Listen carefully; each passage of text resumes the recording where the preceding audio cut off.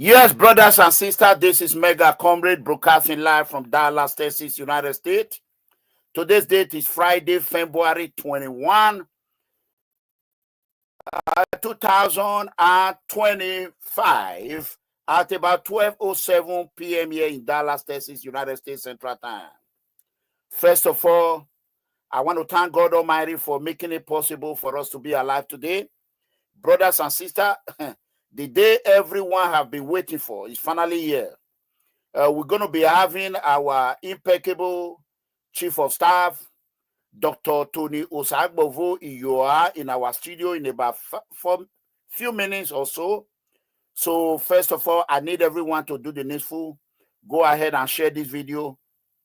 Invite your friends and well-wishers to watch with you. And then make sure you hit the notification bell icon. Whenever we are on live video, you'll be one of those first ones to be notified. So that being said, today not today. You all understand about a year ago now, less than 5-6 months ago, election was conducted in Edo State. And ever since, OBASEKI Chief of Staff have been silent about it, but he's doing the internal work. He have not go to any media or anywhere to say anything about that election. But today he have decided to expose everything publicly. You know, he's been doing it privately with the Odalo team and others. So there's no better place that he can speak to Edo people directly than People's Freedom Movement platform. That is a PFN Situation Room. So without delay, we are going to invite our brother to the studio. And, Edo people, if you are ready, let me know. Hello, my brother. The impeccable. Value you. Mega Comrade. Yeah, thank you. You're welcome to PFN Situation Room. Go ahead and introduce yourself. Let me give a shout out first to everybody at PFM. Thank you guys, everybody, both the guys at the backstage, Mega Comrade. Thank you for the great job that you people have been doing. I greet everybody in the United States, and then I greet everybody in motherland, Nigeria. My name is Dr. OSAIGBOVO Iyoha. I am Bini by birth. I'm from Edo State. I was the Chief of Staff to His Excellency, Mr. Godwin OBASEKI, the last governor of Edo State. And I'm a professional engineer by profession. And I was Chief of Staff throughout OBASEKI'S second tenure. I was appointed on the 2nd of June, 2021, and I served out with him till the final day. I left him on the final day of government, which is November 12th, 2024. So thank you everybody for tuning in. Today I said we should give everybody a heads up. It's been a while. Hey guys, good to see you. You're looking fresher and fresher and fresher. What is the secret, Dr. Iyoha? Well, it's good to be with the family. I took about 9 years out to serve my state. At the time I was a member of the House of Assembly. I was the chief whip of the Edo State House of Assembly from 2015. No, sorry, I was a member of the House from 2015 to 2019.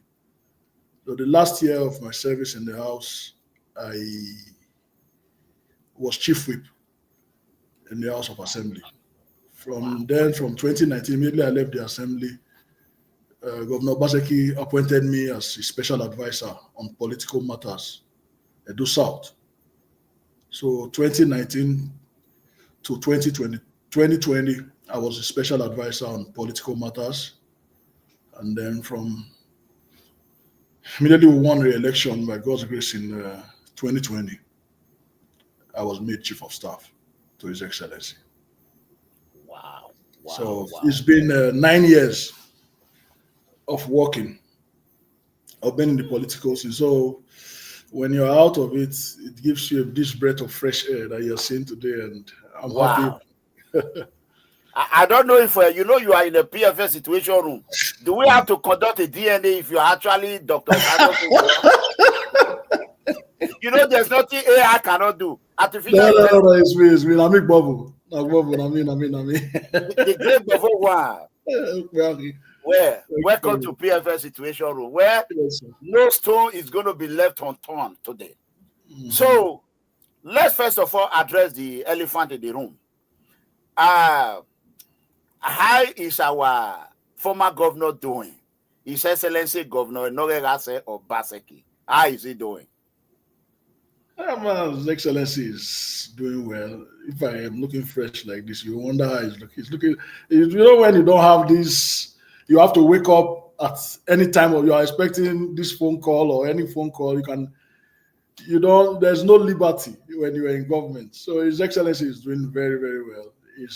Last time I saw him looking very, very refreshed. And we're happy, there's this breath of fresh air. However, we also know that when you've worked so much to move a people from point A to point B, Y, for example, and then you are expecting that, okay, since we're at Y, somebody's going to take us to Z. So when you now see a situation where what you projected for, and then suddenly somebody is taking you back from Y back to A, it calls for worry. So apart from that, we're just, because of our people, that's the concern. If not, we would have been lounging, and we'll be very, very happy. We are happy with what we have done, and we would have been happier if we were rest assured that the government that is there today is going to enhance what we have done and take us to the promised land. But you and I will know what's going on back at home. Your fans know what's going on back at home. So that's the snag. If not, Mr. OBASEKI'S is doing very, very well. Wow. Yes. Okay, for a while now, I don't know if you're watching or he's watching. I have been calling him on social media every day, every night. I believe if he's watching me, like I said, with the Edo South, we are in a difficult situation. The political terrain we find ourselves today is undescribable. I have never seen that in my entire life. So now we don't know where we are going in Edo South. We don't know where we are coming from. Please, I want you to extend my warm greetings to him. Let him know that we need him. I was even saying that I was going to carry a speaker to go and protest and look for him. We want OBASEKI'S. We are begging. So even if he's not interested in politics, we want him to know that the Edo people have realized. How can he not be interested? You cannot work so long, mega, on a project. You understand that when the people gave you their trust for 8 years, for you to deliver on a project for them, and then you have done the foundation and you have laid the bedrock, you have done so much good work, and then suddenly people are trying to reverse you back to the 18th century. Nobody will be happy with that. So he hasn't left us. He's with us. Oh, he's with us. And okay. I think he's here. I think he's here. I think he's here.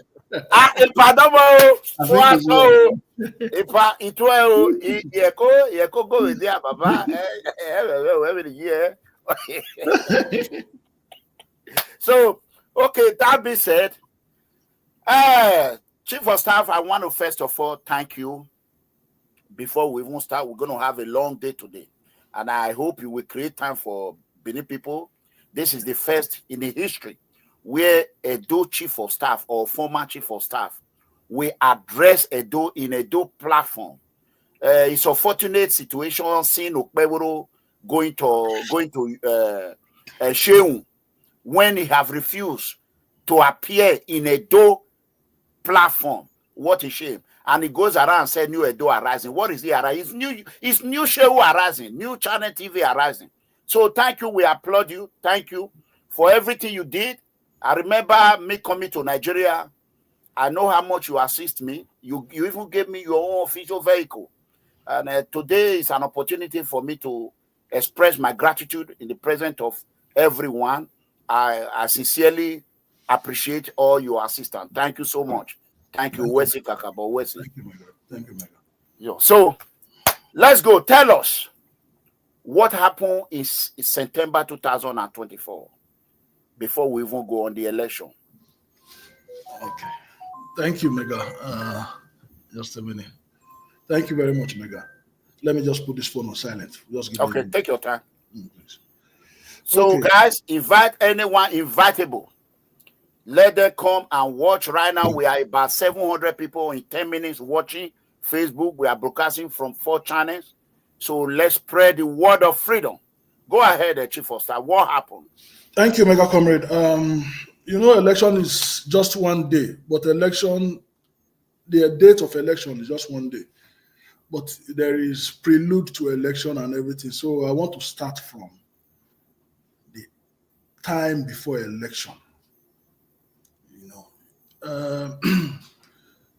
Election was September 21st, but before elections are not actually one election day. They are one way ahead of election. You recall that you also came to Nigeria to contribute to your own quota, very huge, towards Asue Odalo's success at the election, even though it's delayed right now. But it is something that definitely will be achieved.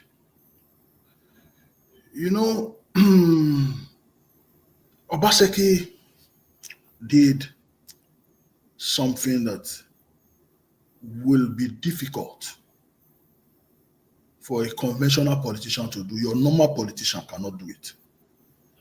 He had the presence of mind and the clarity to take on the system. When he came into government, he called everybody that cared to listen and told them that this government is not going to be business as usual. It's not going to be business as usual. And he told everybody that, look, if you want us to take Edo to another level, towards the right path, because he said, we travel abroad, all of us. We go to the US, we go to Europe, we go everywhere. And then we see how people live like normal human beings. And we cannot say the kind of life we are living in Nigeria is normal. So this is our opportunity, because we sit down as armchair critics, we talk, but what are we contributing? So he said, look, I will not do things the usual way. Please, let all of us try and help Edo. Let's make Edo a model. Even if Nigeria is collapsing around us, let us try to insulate our Edo, our dear state, so that everybody will look at Edo as a model to show people that if Edo can work, it means other places can work. So that was his dream, it was his vision. So it was left for you to key in. And if you know Obaseki, the first thing he tells you, ask everybody that he does work with him. The first thing he's going to tell you is, you're coming into government, please, before you work with me, I'd just like to tell you this. This job is not going to make you rich. You are not going to become a millionaire or billionaire from this work. Said, in fact, when you leave the government, if care is not taken, because politics is for service, you might live a little bit poorer than you were when you came in. Wow. Ask anybody, any person that ever worked for Godwin Obaseki, he pays you a visit the day before, tells you, okay, what is your vision of Edo in another 20 years, in another 10 years? So the first thing he's going to tell you is, you are not going to become rich here. If that is in your mind, please remove it. You have come to serve. You have come to serve. So please, you are not going to become a billionaire here. So when you have taken that kind of a posture towards governance, it is very clear that things are going to be, you are going to have to fight. people are going to come for you. Sorry, people are going to come for you. So it was very clear. So it was a case of either you come in with us or you cannot work with a man that has that kind of idea. So he tells you before, even on the day of swearing in, is one of the things he says when he gives in his charge. So preparing for Aswa Ighodalo's election, it was very easy because before now we had also fought in 2020 with the system that was there, that was ready to fight this direction Edo was going towards. So we already knew that, yes, these people will fight because the average politician doesn't talk about the general good. It's about only them and their children. Like you mentioned just now, where's Edo South today? But let's leave that for later in the discussion. So our case was, how do you win elections? And Obaseki made it very clear that the only way you win elections is by keeping faith and staying with your people, by working for your people. By working for your people. I was opportune. If you ask the people that were governors throughout when he was there from 2015 to 2024, they would tell you Obaseki was a resource person. Who is a resource person? A resource person in the governors forum. That is somebody people go to when they need advice. So Obaseki was that person in the governors forum. When he talks, there are videos on the internet where you hear where some governors in the past have said that when Obaseki talks, we listen. So he said, put your ears for your people and work for your people. When you work for your people, you will get a second tenure. I remember being with him on an occasion where there were about 6 governors around, and then for about 1 hour. And that was May 29th, 2020. 2019. I think it was Buhari's second inauguration, where the other governors, about 5 governors were there, and they were worried about, well, the other 4 governors were just sworn in the day before, or that day. So they were going to Abuja. I think May 30th. They were going to Abuja now. So the governors were worried about the Godfathers, the person that handed over to them. You know, our own handover is different from our date because of Soshomole's court case that first time. We don't do elections with majority of the other governors. So they passed through Edo, they picked us up, and they were worried on the flight, and they said, this issue of Godfather, how do we manage it? Because everyone they were taking turns in mentioning this is what they are going through. This is what they went through, You understand? How do we manage this Godfatherism so that God is our Godfather, so that we don't have problem? And he said, work for your people. He said, only your people can give you second term. He said, it's your people. Because those people, they already have seen overbearing attitude cropping up. It was coming in. They knew they were going to have problems. And then it was our first term. Don't mind it before the second term. And he told them, work for your people. It's only your people that can guarantee you a second term. A year later, we all know what happened in Edo.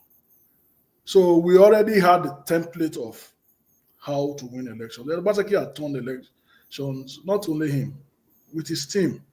We realized that election was not about noise. And it also accounts for whether positive or negative. That's why we're making noise. Obaseki wasn't talking too much as a governor. So just work for your people. So we realized that election is, you always mention integrity. There's another word you use. You understand? That, it matters a lot. So in preparation, we realized that the power was with the people. It was not with any Godfather. So we diffused our election mechanisms and everything, we diffused it to the wards and the units. So we already had an army of people at the base. Because the base is everything. Election is done at the unit level. It's one there. So we had teams everywhere in those units. People we empowered, people we talked to. And so those people felt a sense of belonging to take the messages down, disseminate it further down. So in our preparation, those people were already armed with everything that the government has done. So definitely we do expect the Godfathers to be happy. Wow. But who was the mouthpiece of the Godfathers eventually? It's those people that they are going to. So we now said no, because normally when you drop things at the top for those Godfathers, it never gets to the base. And that's why when you came, I saw the way your supporters were following you from place to place, from Benin to Oriomo to Omude, everywhere, because you had a base. Those bases are the people that make you a Ranomigo. That is the truth. It's the PFM followers that are your people. So that's where we put our power, that base. And so before elections, in every unit in the state, we already had our agents. We had more than one. In 4,519 units, we had over 9,000 agents already. There, those are people that will just hold or wear whatever tag we gave to them for them to work.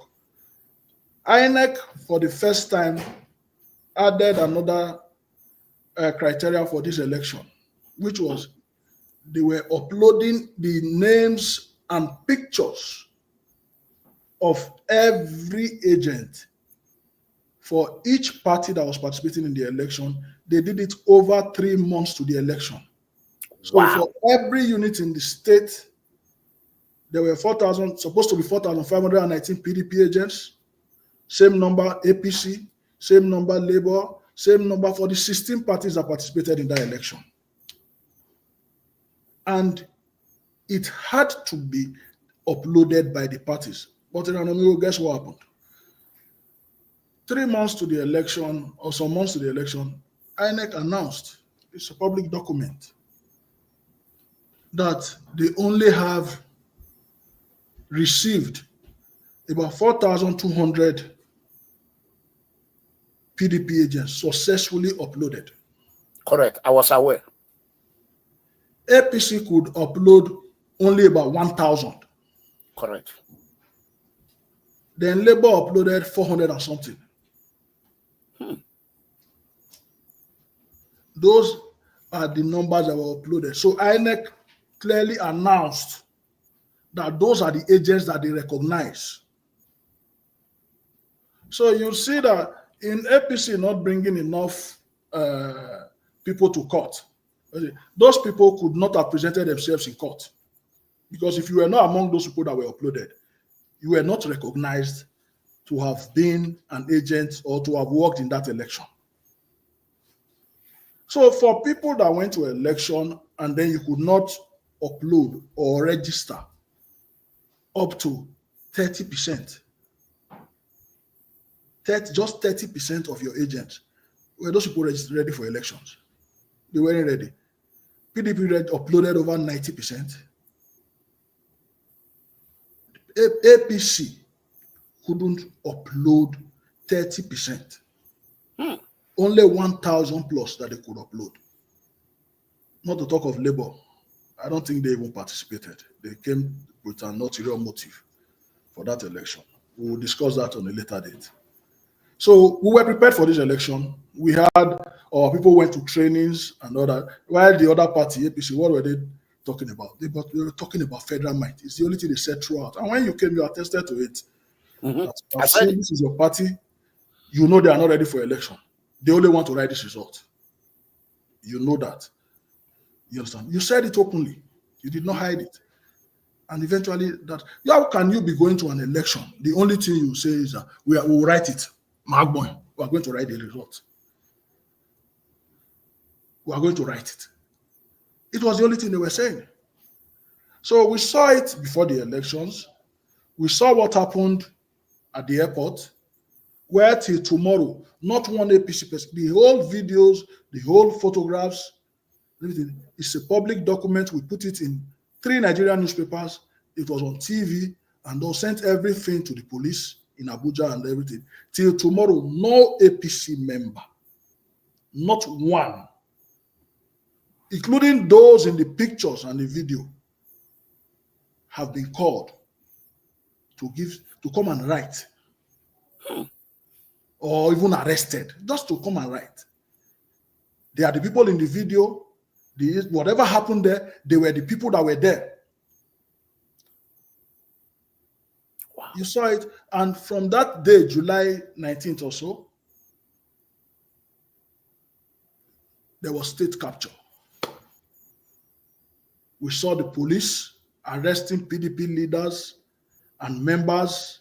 It was brazen. I don't think Nigeria has ever seen the sort of conspiracy that happened in Edo towards that last election. It was blatant. It is not something that should happen in a democracy. It didn't, even in the worst days of Abacha. For Christ's sake, I was in the university. For crying out loud. This didn't happen. We haven't seen this before. This is what we have seen. Thank God, people like you have the ears of the president. And then you are also, I must commend you. You tell them the truth, that no, this is not how advanced democracies are run. If we say we should be in a committee of nations where people should be taken seriously, what happened in Edo has no place in modern day democracy. So those are the events that happened culminating to the election. We already knew that the election was for us to win. And when you came, you said it, that look, we have to win this election because you want Edo to move in the right direction. So we put everything in place. There's nothing that we could have done that we did not do. And that's why we won the election. We are very positive we won the election. So the groundwork was superb, excellent. We did what we could do. The other part was the part the government had to play. It's the police role, the INEC role. Those are not rules that we define. They have the rules. They made the rules. INEC made these rules. They decided not to follow it. The same police that was meant to come and protect and guide the citizens was the same police that was used to rob the elections. So it was a sad day for democracy that day, and that's why I came all out to state against all odds, against the whole shenanigan, against the brazen force of you cannot explain what happened that weekend. It was state capture, but we made sure that our voices were heard. Our people came out. In whatever numbers they came out in, they voted 100% for Aswe Odalo. And whatever we had to do, we did it about our unit levels. They also knew that they couldn't, as I told our people, look, let's go to our units, let's go and win, let's go and do the basics. The best you can do in an election is go there and win, clean. When you win, let it move to the next level. You can see they knew that they couldn't operate at the unit level. So they went to the ward levels. There are 192 wards in Edo. So we told them that they cannot come and rig election in 192 places. They don't have that number. There are not many, these characters. And the whole crisis, why it's so shameful, is the ones that have the bad behavior are the ones from Edo South. Let's leave their leaders. They have decided not to have leaders from Edo South. So it's the peasants that they use in Edo South. Their leaders are the Oshomoles of this world, those guys from Edo North. You understand? They take their best in those areas, empower them, and then when they come to our area, they will come and empower the Agberus so that those ones can be oppressing the leaders in Edo South. So they look at the government. Where are the leaders in Edo South? No one. Where are they? The worst they could have done or that has happened to them is they have collected monies. So the only people they can structure now is they will structure their children, 1, 2, 3. And then I saw a video yesterday of one of their disciples that was shouting, those are leaders, Wario. for a people that have 60% of the population to reduce themselves 60%. 62%. 62. Specific, yes. To reduce themselves to those that they will not be throwing corn at. They're not beggars. Where are they now? The only people that they have placed, one or two of them have they've placed their sons in positions. Matthew Urohide, Lawrence Oka. Is it not, no, let me just even mention it. Is it not shameful that someone that calls himself a leader at an age like that, you denigrate yourself and put yourself to that position where you now write your name to be appointed? Is it not shameful? You cannot even give it out to a follower. You now take it and announce that you should be announced. I mean, it leaves a lot to be desired. It tells you the kind of leadership. Now we're talking, it's just a couple of, we just left government 3 months ago. Where are the Edo South people in this government? Is this not akin to what everybody is shouting at the federal government, that Niger Delta is abandoned? Yes, they bring the money that Nigeria feeds on, and then they don't have anything. Is that not what's happening in Edo now? Okay. Let's move a little bit further.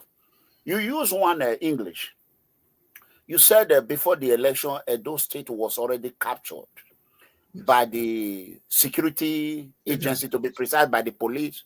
Yes. I don't know if DSS were involved. All of them. All of them. Okay. So that word, a lot of people don't know the content of that word. Edo State was already captured. There was nothing that the governor could do, that you could do that you have not done, but it was already captured by the federal might. Yes. So I want to let people underline that word. Okay. Edo State was already captured by the federal might. There was nothing the governor, anybody could do, because they cannot pick a fight against the federal. Thank you, sir. Well, thank you, Mega Comrade. That clear. So God bless you. Go ahead. Mega Comrade, they will tell you I thank God you are also monitoring what is happening in Osun today, Osun State. So you know why I like it. We got one parable, one they grow. So wait till happen for goat house, go happen for fowl house. And the government was not supportive in Edo. Well, he's a PDP man. But he wasn't. I didn't see him. Maybe he was not around. Let's leave that. Let's go to the topic. Okay. You be diplomatic here. This is as I will say, no stone is going to be left. No, but waiting happen. Let's wait through stone enter market. You don't know whether my mama won't hit. I've get to him. You understand? Now, before the elections, we had series of commissioners of police. When all of them came to play politics in Edo. All the commissioners, they were bringing them. The governor will sit in Security Council meeting. So, this government does not have the capacity. I bleed for Edo today because I know what we did with security. When the commissioners come in, when they see the robust arrangements we had on ground. You will not see it in another state in Nigeria because everything the Governor OBASEKI'S administration did was based on technology. Wow. The only place I am bold and I'm saying this, that you can see the kind of security arrangement, because I know the United States, I know what they put into security. The only place you are going to see that is in the US. Mega Comrade, I'm not joking. And I saw some of it. You went there. Yeah. You got to a place and they told you we cannot allow you to take cameras. And they said there's a place I went, they said don't say nothing about it. So till now I've not seen anything. We saw it. It was top class. He tried. Obaseki tried. It was top class. When you come to our Security Council meetings, we hold with security chiefs. Whenever the first time they come, those commissioners, or be it the DSS director that they sent to the state, or be it whenever they come, the first thing when they see the briefing, before you take them to the installations, they shout, wow. The first time I attended a Security Council meeting, I was like this. Wow. Really? This is my state?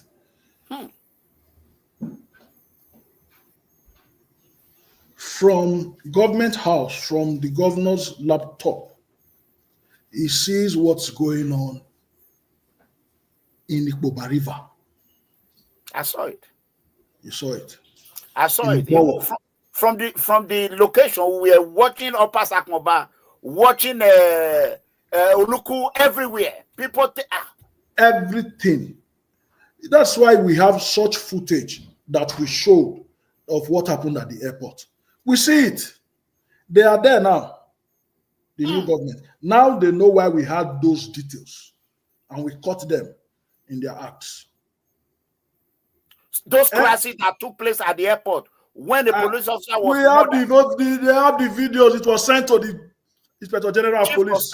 Are you saying that the current governor now have the video of what transpired? He has it. He should open his. The governor's from the governor's seat there. That video is there now. You can see it. Can he open it? Did he know how to open it?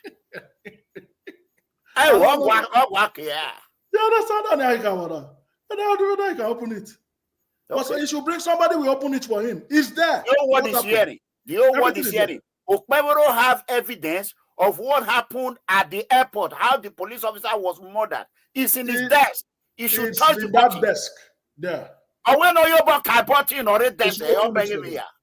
Oh, chief of staff. So you see, when you can see the kind of people that they said, show me your friends, and I will tell you who you are.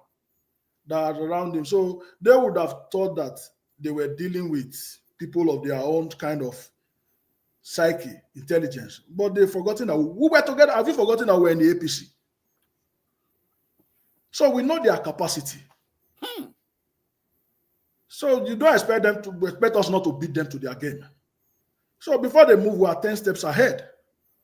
And that's why it's so easy for the tribunal to affirm what happened on September 21st. It's very easy because we have all the proof. We have all the proof. We had 4,519 agents at the unit level in the first instance. In the first instance. Then we had another 3 sets. One set, again, 4,519. That's the second set of agents. Those ones were not wearing tags. They were just there. We had a third set and a fourth set, totaling about 19,000. Totaling about 19,000 people. Wow. That we are each and every unit in the state. So whatever Mr. A misses, Mr. B won't miss it. So when they planned the rigging at that level, it failed. And we had trained our people. We took time. We were training and retraining for over a month. I know what I'm saying because we coordinated it. Yeah, you were the chief security officer today. We coordinated those trainings. I went to the 18 local government areas of the state.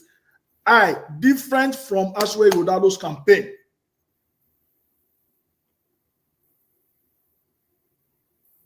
That's different from you. Aswe Rodalo went on his own.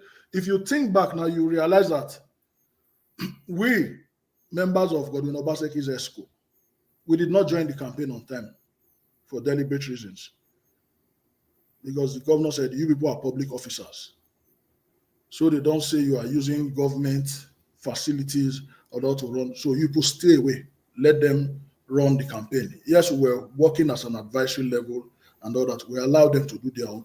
Then we were doing our own. Of course, we are politicians. So on the ground, we were doing a lot of work. I went to the 18 local government councils. So many people did not even know what was going on. But we had gone on the ground. We went again. We kept on going. Just to make sure, because we knew ahead of time that they would want to use force, illegitimate force. But we know that the people cannot be cowed. The people know what's going on. So we went on our own, did a lot of homework. reached out to our people. Like you're mentioning, many people did not know what was available at their nook and crannies all around them. But when we now traveled without telling the people now started seeing things. Really, we have, for example, people will know, they will notice roads, they will notice schools, all those things we call hardware. They see those ones. But there were bigger things. For example, internet connectivity, broadband. That was available in the 18 local government councils. All of them were connected to the internet. Which means as we are on this show now, that person in Igara, that person in Ewoimi is connected and can contribute to say, please, the road behind my house or the school in my quarters, please, people should come and attend to it. That was available throughout the whole state. So we had done our work quietly. So when it was time for people to come and show the work, that's why we had to reach out to you. Who is in a better position to come and say things that this government has done than to reach out to one of its strongest critics? And that's why I wrote to you that said, Nomigo, please, you have been condemning us, you have insulted me, you have said everything. I said, well done, no problem. In Benin, if somebody that is older than you insults you, it's not a cause. Yeah. You understand? I now begged you to please come. You have said a lot of things about us that is not available, that we didn't do and all that, but please, just come and see. Report it as it is. That's what you said. And I want to thank you again today for taking that brave decision to say, let me come and see for myself. And I want to thank you for coming on stream. I know that the day OSAIGBOVO called into your program, it took the world by storm. And from that day, a lot of people said they saw him as a man with a big heart. And then you also coming down to Benin to come and show the projects around the state. You went to Orion, you went everywhere and all that. So I also want to thank you for taking that decision to come in and then do what is right for your state. Ours is, when Jesus Christ came, he said he came for even the unrighteous. Yes, and not the people that were already in his camp. For you to say, okay, let me go and see for myself. And then what I want to thank you most for is you reported dispassionately. I recall on that trip, I went with you on a trip, on one of the trips. Mm-hmm. When we got to a bad spot on the road, you stopped there. You say, no, you cannot be reporting only the good ones. But look at this. Look at this bad place. What are you doing about it? And I explained it in engineering terms, why that place is like that. Because that place is normally the one small swampy place on the stretch. If you fill it and you do it, roll it over like the other parts of the road, after some time, it's still going to go down because it hasn't settled fully. And you reported that. And I told you that we will do it. The engineer came. He wasn't there when I was explaining to you. I told you that this is probably why. Eventually, when the engineer came, he now told you the same thing, that they'll fix it. They'll feel when they are doing their works. Thank you very much. I appreciate it. Thank you, Dr. Iyoha. Obaseki have set a record. I think that should be the first time in Nigeria. It should be in the history, first time whereby opposition, not only opposition, explosive man that can say whatever he want to say without fear or favor, and everything what is it, criticism or what? What have I not called the governor? And he still have that heart and say, I am bringing him. Let him come. Is that confident for him and for your team as the chief of staff to bring me to Edo? Listen, it's not all about money. It's not all about fame. It's not all about anything. That courage tells me that he know what he was doing. And when I came, I remember how you bamboozled me to his office. So the whole world can see. I came to visit you.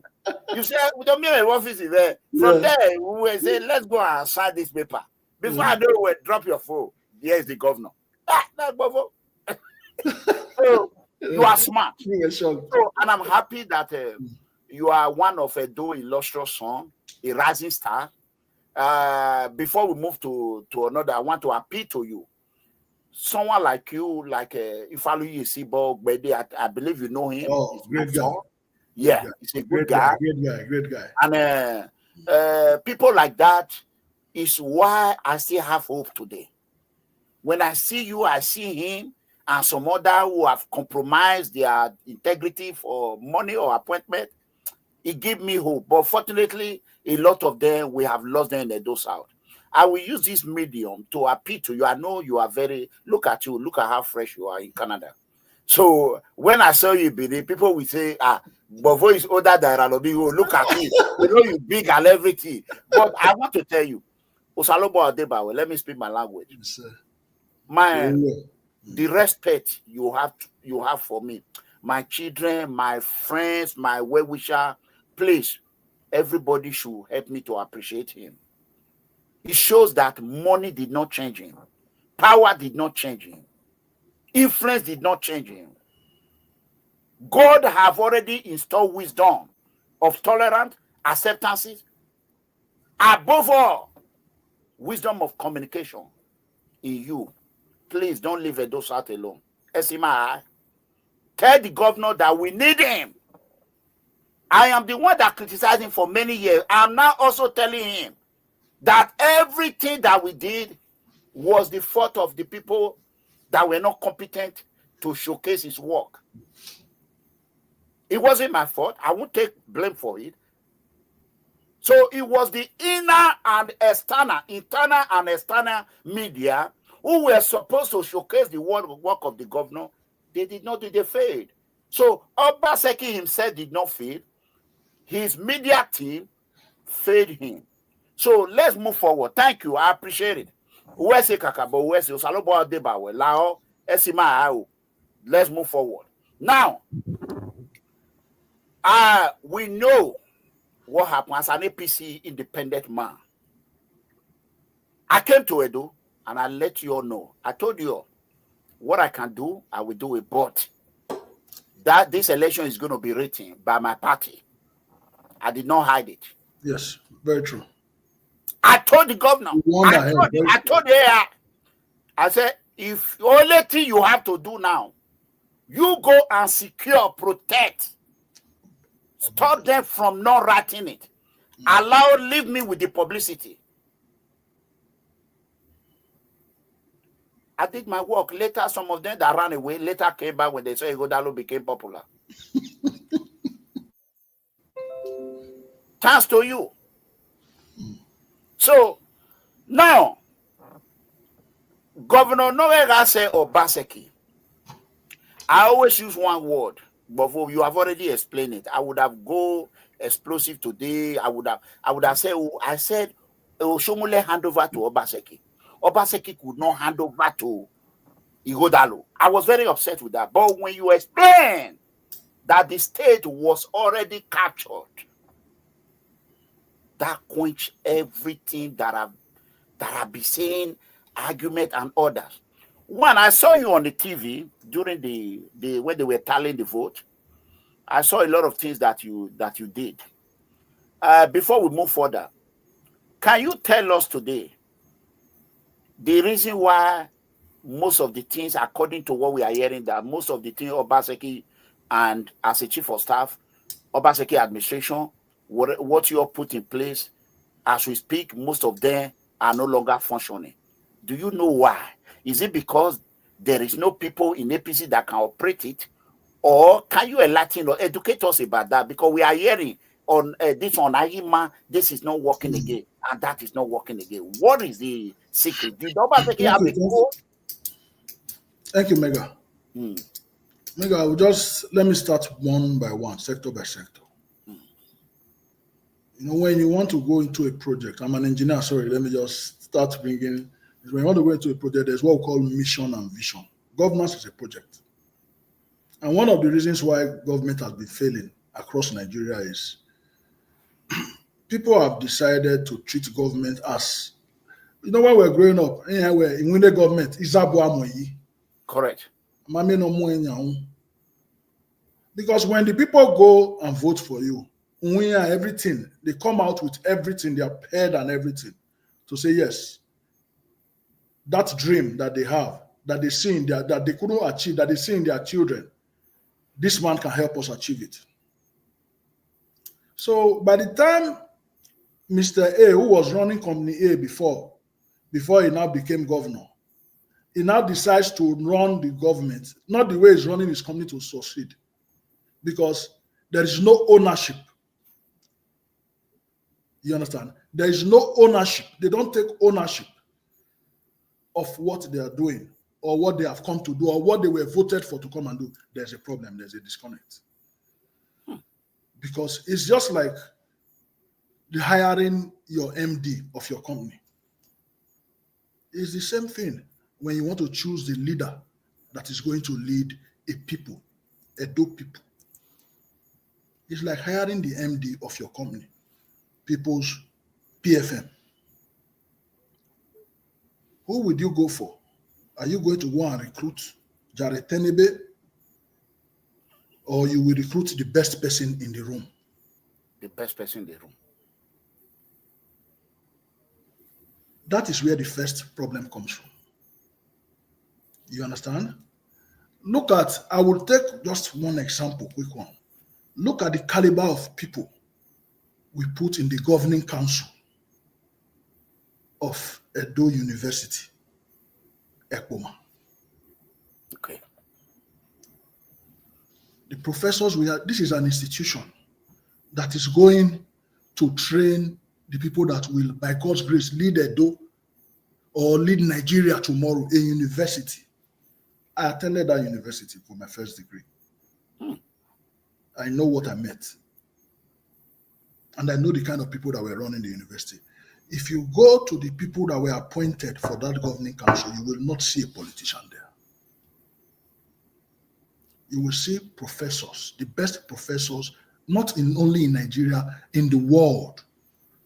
We had a professor that we brought to come and serve from the Vatican in Rome, from the Vatican, that was in that committee. As brilliant as that CV can be, from the Vatican. She worked in America everywhere. She wasn't even a chairman. God, I don't have the list here, but if I Google it, I will bring it out for you so you can see while on this program. And then go and see the people they have appointed now. They dissolved that committee, by the way. And they brought politicians. Danobi is the chairman of that university now. In getting that council together, we consulted everybody. The alumni and alumni of the school were consulted. We had the best brains that would take that university out of the doldrums where we met it. Go and look at the people that were appointed now. Go and look at all of them. That is by the wayside. The same Edo University, before we came in, there was, when the SIT, the Special Investigation Team, when they finished auditing and checking, that school, the quota, they had overblown the quota, the people that they were supposed to be admitting. So when they came back, when NUC brought the quota of doctors that could graduate from that school, we realized that for 9 years, you will not be able to graduate one student from that school. So the school was just graduating people, the people were not getting certificates. They couldn't serve to become doctors. Wow. They told us for 9 years, don't even admit, talk less of you want to. But just the normal system, they will keep on bringing people. Let us just collect money, admitting them and all. For 9 years, we're not supposed to be able to graduate anybody that will become a doctor. So you'll be sending your child to school, paying school fees, with the hope that tomorrow when they graduate, you are planning or already projecting that this child will start taking care of me when they graduate in 7 years. You do not even know that in the next 9 years, you will not go to convocation. Talk less of you want to graduate your child. So we stopped it.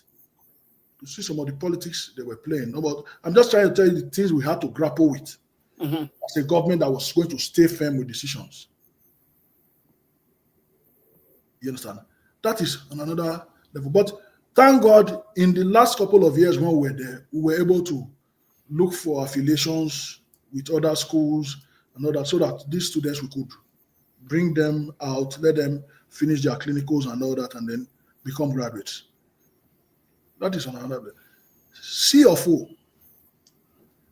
I know you are investing in your society. You know what's going on in Edo today.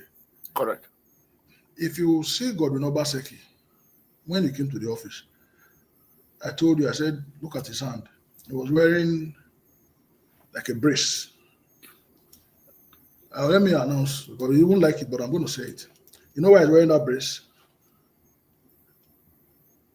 When we decided to revamp Edo GIS so that people can be, because you cannot tell me to come and invest in Texas now, for example, and decide to invest in agriculture or whatever. I must know that how would I be comfortable? What's my comfort? You understand? One of the things I can use to assess forms and everything would be a C of O, a title. You said, let's talk about titles. Don't forget what was happening in Edo.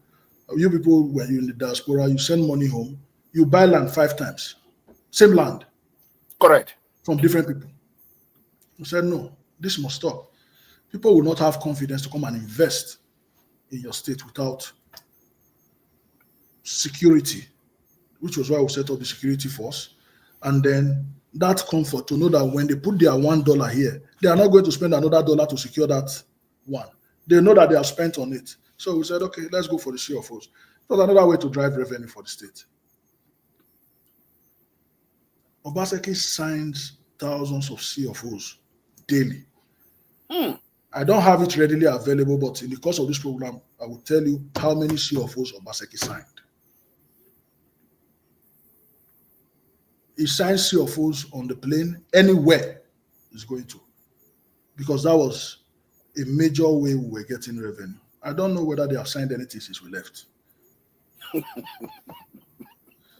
It's because of this signing. I can tell you, is the most difficult job Obaseki did as a governor. You will see them, you saw them on the table that day, was what he was doing when you came in. You will see the hip like this. It's daily. It must have been the most difficult job he did in 8 years. Wow. Those CFOs. And he gave a lot of people confidence while also bringing revenue to the state. You heard what's going on with the RGRO in the state right now. Yeah, well, I was going to ask you. Go ahead. When we came in, we were getting 2 billion. How much? We were getting 2 billion in the state. Okay, 2 billion in a month. Go ahead. For years, we increased it. At the time, we were doing 4 billion. You understand? Then we moved on to 5 billion before we left. And because oil receipts and subsidy and everything, we're now projecting that by the next government, because we're increasing every time, we're increasing. By the next government, there's no way they will not be able to do 7. You know, 7 billion. Yes, that was what we was going to. I think we're already doing 5 billion in a month. Yes. Wow. We're already doing that. Immediately we left. The next month we landed. They did barely 2 billion. Why? Because we were collecting revenue based on technology. Because if you collect this money with your hands, we know how the system was working. Don't forget, he was head of Oshomole's economic team. So he had known or he has seen all these things. And then you learn on the job. We now decided, okay, we will plug all these loopholes. You plug them. When he became governor, he called my brothers that they call Agbero today. They were called and he told them that, look, we have to fix Edo. He offered to send them to Lagos Business School. Yes. So that you know how to turn your 1 naira to 2 naira. And they refuse. He told me to call them because they are my brothers. Don't forget, I was born in Benin. I grew up in Olia and Ekenwa roads. Okay, you are already. So they are my people. Mm-hmm. So that I will send them to Lagos Business School. This money that they are collecting is the money that we will use to develop Edo. Oh! He called them. It's the money that we are going to use to develop Edo. He told me, tell them. But just people that were making, if you minus, if we say we're doing 1 point something billion before Obaseki came, and now they are back to 1 point something billion.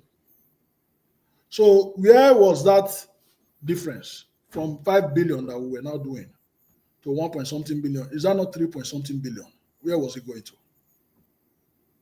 Do the math. Stolen. Embezzlement. You understand? And this is because people are collecting money with them. I said, no, the way we saw these things out, they said, oh, our supporters. So I said, no problem. The governor told them, bring a list of your supporters. Bring their list. We will train them on how to use POS. We will train them on how to use POS so that at the end of the month, you will get your percentage. We will pay you. You understand? You will take your own. But this idea of collecting 3,000, when you now come, you will now tell government that you got 100 naira. For Christ's sake. When it's supposed to be the other way round. This system will not work with me. And all hell was let loose. So because there were the people collecting that money, let me tell you how the crisis started. That crisis to Shomole. Because there were the people collecting that money, they now ran back to Shomole. To start shouting out the structure that is the same structure that they are shouting in Rivers, that the structure that Wike put down. The man is trying to disrupt it. The man is trying to disrupt it. And today you can hear from Fubara to say that in the past, whereas they were collecting 12 billion or reporting 12 billion, he's there now, he's reporting 16 billion. Wow. You heard him, he's on YouTube. So it's the same thing that was happening in Edo. It's the same thing. And he said, no, the system cannot continue like this. And you know, law of nature, people abhor change. Nobody wants to change. When there's already a way that they do things, they say, oh, we have been doing it like this since. Why do you want to change it? So people resist change. So that was the fight that you saw all these years because they don't want to change from the old ways. For Christ's sake, you want to sell a plot of land for me. Okay, let's go and sign paper. No problem. You sign it, tomorrow again, you go and sell it for another person. That was all happening before Obaseki came. But by the time well thought out plans came, I decided to use global best practices. The whole land thing, you did not hear one nonsense again from land administration. There was no problem. There was CFO, there was everything. Immediately we left. Even before we left, that's why I'm bold and I say today that the state was already captured by the federal government-led forces before we left. Because that's silly. You can see that immediately. Look at how much now. People are complaining on your shows. I watch your shows. A couple of people have come to say that one certain individual has told them that before they develop anything in GRA, they must pay them 2 million. You are aware of this? We have gone back to the old days. Okay, now, is the governor, I can say, if the governor is watching right now, I watch all Obaseki cabinet. I think you were number one closest person. Because a lot of things, you are too close to Obaseki. I believe by now, both of you are still communicating. Let me ask you, is the governor aware that the internal generated revenue that they were using POS are now being contracted to consultants? They call it Atalakba. recovery. Atalakpa, I don't know what Atalakpa is doing in the internal generation revenue. So is the governor aware that he's back to all this? Now they contracted to consultants, and I remember Senator Comrade Adamali Oshomole ran against consultants. You know, like consultant is killing those things. Why do they contract it to Atalakpa consultants? You know, and with that question, I go throw and back at you. I know Comrade is your man. Is the governor aware of that? You understand? But you know, Comrade never does what he says. Comrade is watching right now. I already he doesn't do anything he says. I served under him as a House of Assembly member for 2 years. So he pays lip service to a lot of things. So first things first, it's against the law. Against the law? Yes, go to the local government. Local government have staffs. If you will be shocked, go to Oriomo in the beginning of the month when you tell them to come and clock in. You will be shocked at the number of staffs they have in Oriomo. So we did an audit in the 18 local government areas. When OBASEKI asked that, okay, let us see what your salary exposure is. When we checked their salaries, it was huge. And I said, okay, these people that you are paying at the end of the month, for example, your salary is 54 million. Who they collect all this money? You understand? They will now bring the list, thinking that they want to justify this thing. Then you will now say, okay, which work this one they do? Right work, follow their name. Wala boss. Which work? You cannot write secretary 2 times because there's only one secretary. An assistant secretary next. You understand? So by the time they designate all these people, you find out that probably there are 30 people. Then what about these other 70 people? What do they do? There's problem. But you say you have been paying them. What job do they do for you? I said, OBASEKI now said, okay, why would you go and hire consultants? Let these people, they are your staffs. They work here. Let them go and start collecting this revenue. So that you know why you cannot be paying somebody that is not working. Why are you paying him? If you are paying anybody that is not working, then you should pay everybody that is not working. So that we know that you are deploying a system at the Western world system where you are doing social insurance. I don't know if you understand what I'm saying. Yes. You understand? So he said, these people, let these revenues be collected by the local government workers.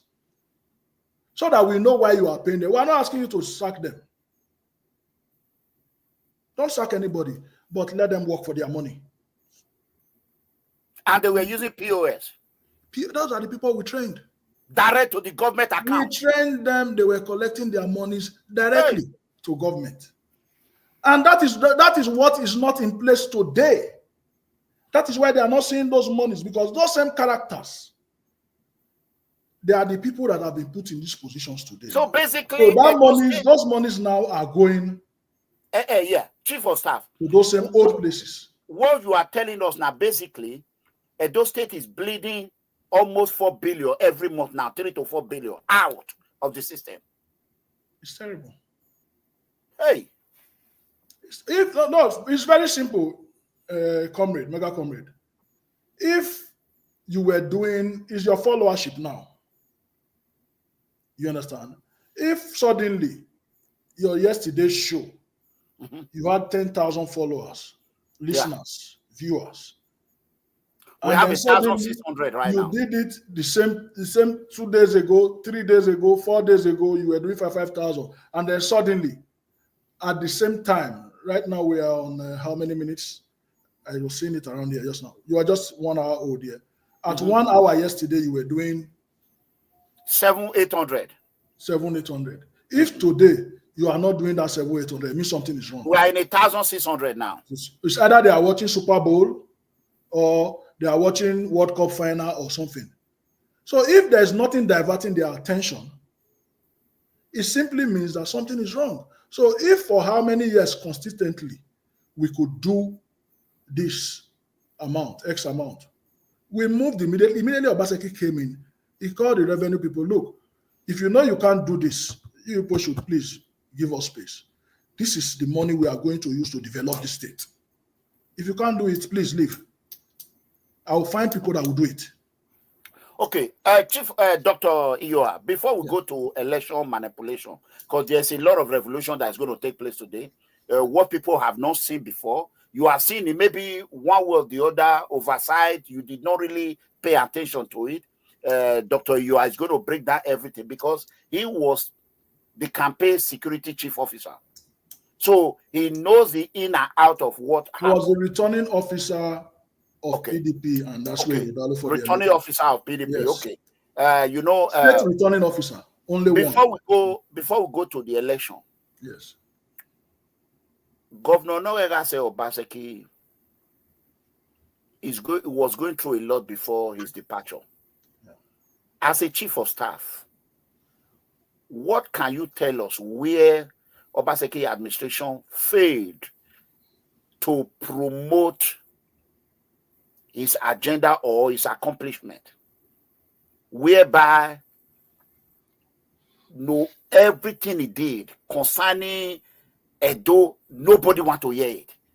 Can you agree with us, we that are outsiders, that some of OBASEKI'S cabinet, they failed him? Or, I don't know, is there any way you can explain that, what really happened? Because you are the chief of staff. Yeah. Well, I would like to say what happened collectively, because whatever we do it collectively as a member of the OBASEKI'S team. And we believed in his mission and his vision. So that's why we could work with him all the years we did. People fight change. And in some of our discussions, it says, nowadays, what happened? Did we underestimate these people as in how they think and how this kind of behavior, that we are now behaving like animals in Edo? And I told him, no. And I told you right from the beginning, our people, by their very nature, they like sitting on the fence. And anything that doesn't favor them on a personal level, they don't stand by it. You will see your average Edo South leader is manifesting what's going on now. Once that thing that you are proposing, that his own is not there, he will not follow you. So the governor looks at it. If we have an opportunity to do what we did in these 4 years, these last 4 years I was chief of staff, I think we'll do it all over again, same way. No apologies. Because if you want to be popular, don't do change. Stay with the old system. Okay. That's if you want to be popular. But if you want to make a meaningful success out of that mandate that is given to you by your people, for your people to come out in mass, totally to vote for you, say, you are the person who want to do it. I think at the level that we are in today, we should embrace change and we should go all out for it. Because at the end of the day, don't forget, the only person that will be judged by the administration is the person the mandate was given to, that torchbearer. So he owes the people the duty, that duty, to stand and say, it is not what these few of you want to get. It is about what everybody, that common goal, that common interest. So for us, the only thing we looked at today, I say maybe would have been the problem is His Excellency Godwin OBASEKI'S is not a noisemaker by design. So when we were telling him, oh God, when people come, let's go and commission project. Oh no, say no, don't commission any project. So you go to Canada. How many projects?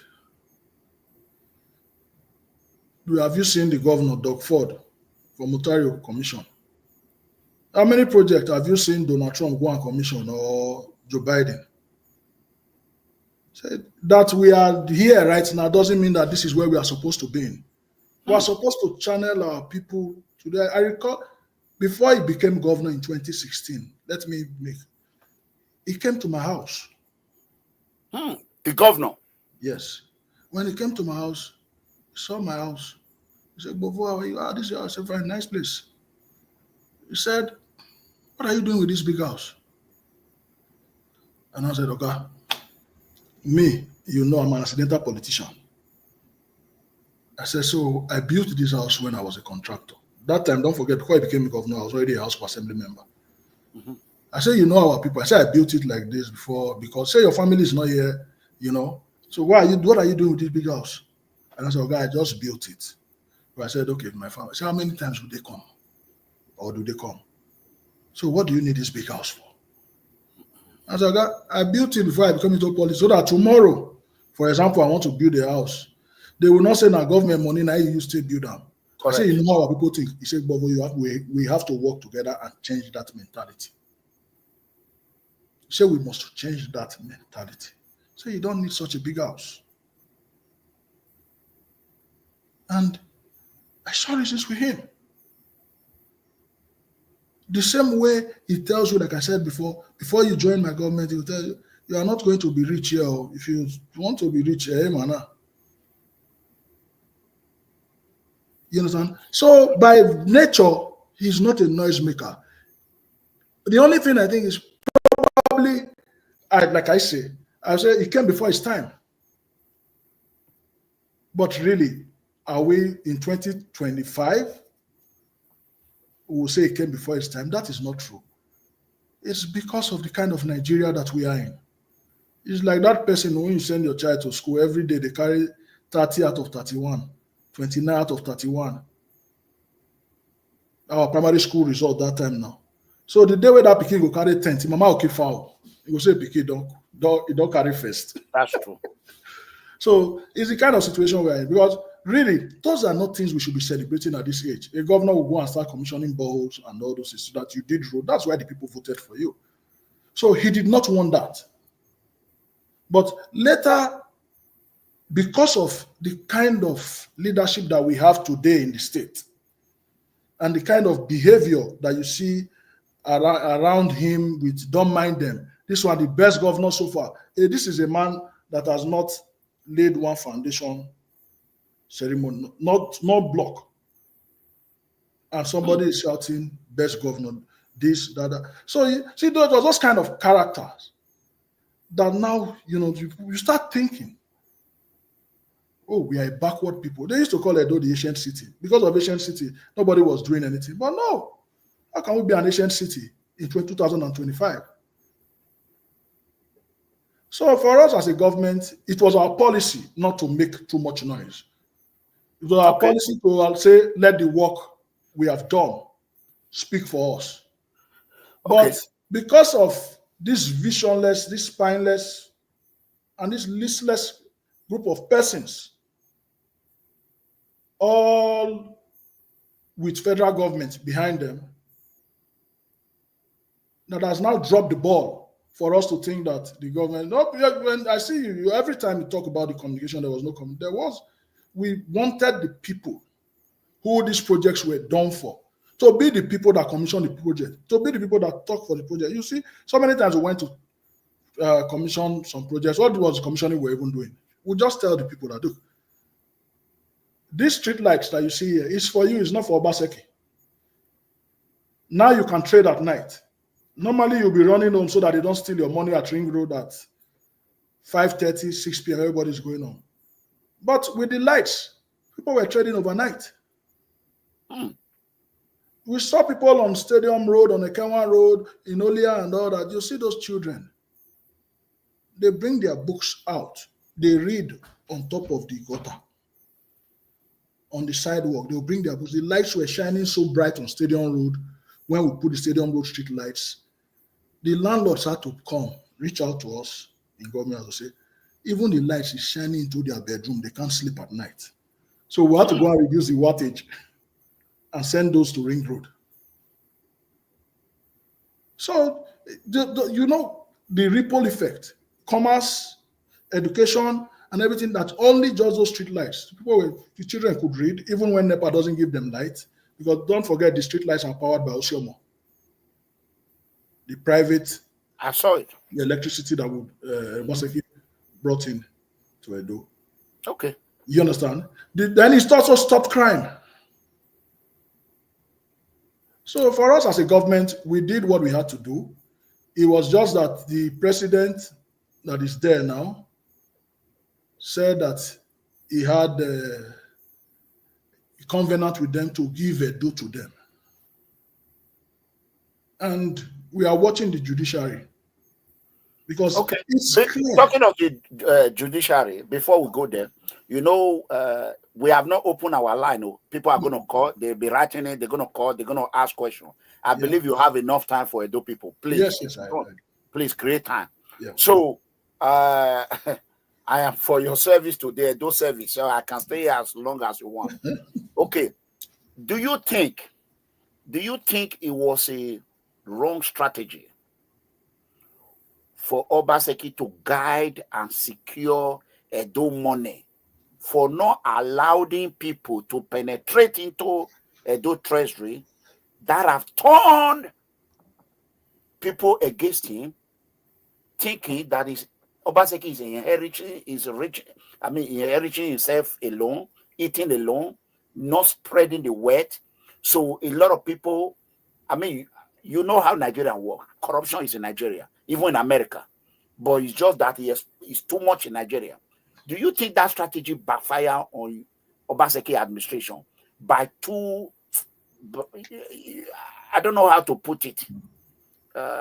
If tomorrow we have discussed that in our prayer, we have the opportunity to lead that state again, we'll do the same thing all over again. All right. Okay, let's move forward. Because what Obaseki told some of those leaders when they came to say, Ogima, area yawe, Arimana, Adam, so wa mu enima, Owa Gbaloy, Omunima, Ogima Magite Veni Maya, Yaviona, Ibiekani, Evenike.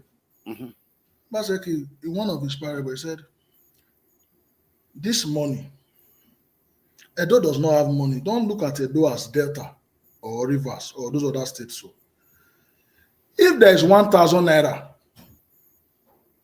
going to Rivers, Delta, it is only 100 naira that is coming to Edo based on the resources that we have. That small 100 that is coming to Edo, you are saying I should give you inside. I cannot do it. It's the people that put me here. You will carry iron and blowtorch from wedding to open my hand to give you this 100 naira because I'm holding it for the people. It's because this 100 naira, I know that 50 naira out of this 100 naira, I will use it to draw investment that will bring 500. Now we are trying to draw those investments. The remaining 50, we will use it for our project or salaries and everything. But this 50 that I want to use to bring investors, if it has, now that we are working, wait, let the 500 I'm going to drag from investors that this 50 is going to bring come before we start discussing anything. But no, these people wanted to just take the seed money from day one, like they are doing now. Yeah, that is where there will be nothing that will drag investors. All the investors that had come into the state, as I'm talking to you, they have left. I will start with Victor Wifo Center. Do you know how many movies they have shot in that? They did shoot in that place while we were in government. Today, none, because your lions and tigers there, when they came, they drove everybody. These are people when they come from Lagos, from Abuja, from all over the world to come and shoot movies in Edo. They take our hotels. So the hoteliers have money. You understand? The people that sell food have, you understand? That Victor Wifo Center was already booked for over a year ahead to make films. They drove some of them that had even booked ahead. They didn't allow anybody. Talk less of it. So all those people have gone away. Who did not allow the Zito Pevro administration? It's the present government. Okay. People that are there. Okay. All right. Because they think that about these things this is not Obaseki. This is about the state. Dr. Iyoha, I understand. I want to press you on this point. Don't you think that allowing, I will make an example with America. Right now, we are going through a lot in the United States, whereby a lot of countries have taken advantage of us. Now, Trump introduced this Dodge that introduced. Obama said something about it, but he could not do it. Democrat did not allow him. Clinton said something about it, but Trump came. Thank God they have someone like Elon Musk, who is very, very smart, who want to help. Now he begin to unveil the corruption that was inside USAID. From there, he's moving from one department to another. Now they have recovered about $55 billion.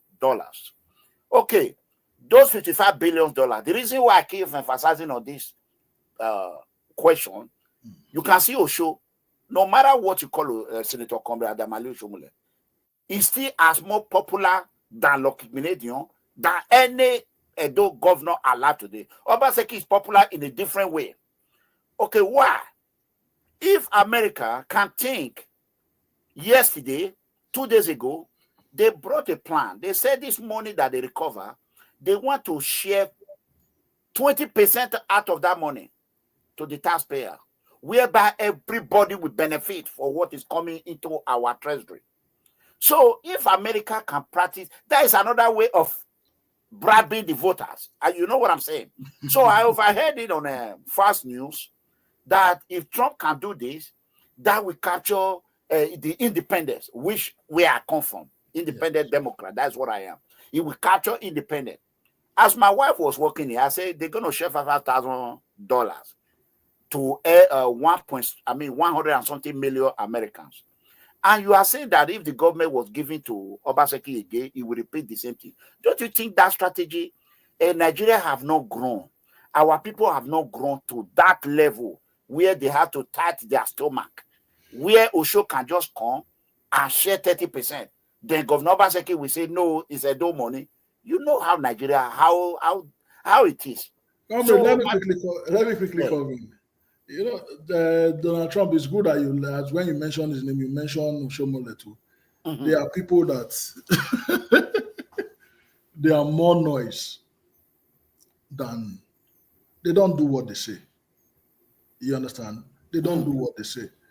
So I would just like to quickly point out what you just said. Trump is trying to demonize Biden and the Democrats. You are an independent Democrat. That's what he's trying to do. And we know how the American system works. It's the same thing that OSAIGBOVO is trying to do there. It's all just all noise. Everything that he has said that he was going to do. Look at the birthright citizenship. What's his fate right now? The courts have held it. Another judge yesterday also stopped it again. So all these noise. Don't forget, he did one term before. The same thing is all trying to demonize the Democrats and all that. It's good for him that he got a second term.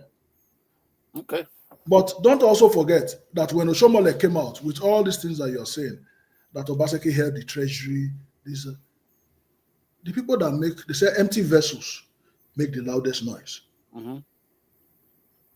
All the people that were shouting, Obaseki is bad, Obaseki did this, Obaseki did not, they were because of what they won't carry for their pocket too.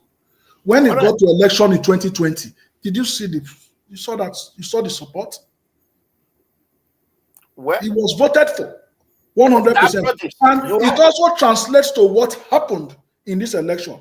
The same Obaseki that they were shouting, because the people that are shouting are the politicians, because that money is not going to them. When OSAIGBOVO came out to election again, they voted overwhelmingly for OSAIGBOVO. And you will see it. You have seen it. Yeah. So you were there. You campaigned for him. You saw the results. You understand? So the people will not normally vote for you if they don't like your policies. There's nothing you are going to tell them that they will vote for you. It was clear they were really going to vote for Joe Biden. That's why they forced him to swallow the humble pie. Okay. And then the Democrats. Let's go and tackle tackle the main event. I remember Governor Obaseki, I hope he's watching right now. God bless you, sir. I remember when I said the same thing to him in Washington, D.C., he looked at me at the table. He said, Ranobigo, he said, upon everything they said about him, he said, I won. We won. We still won. Yes. We won. So that was why you saw him in America. Yeah. He said we won. So he said, don't forget about that. So anyway, let's go. Concerning the election manipulation, there's a video I have here that I want to play. I want you to let the whole world know how my party, as an independent APC, what they did in Edo is despicable. It's not my value.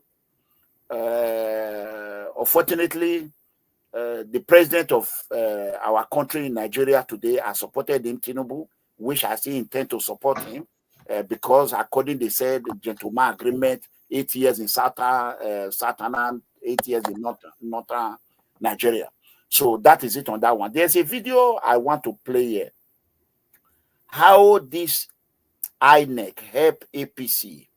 I want the whole world to share this video. And let me bring the first video here, if you don't mind. Shall we go ahead before we start taking questions? Okay, let's bring the first video. Everyone, please bear with us and listen to this video. Somebody to help.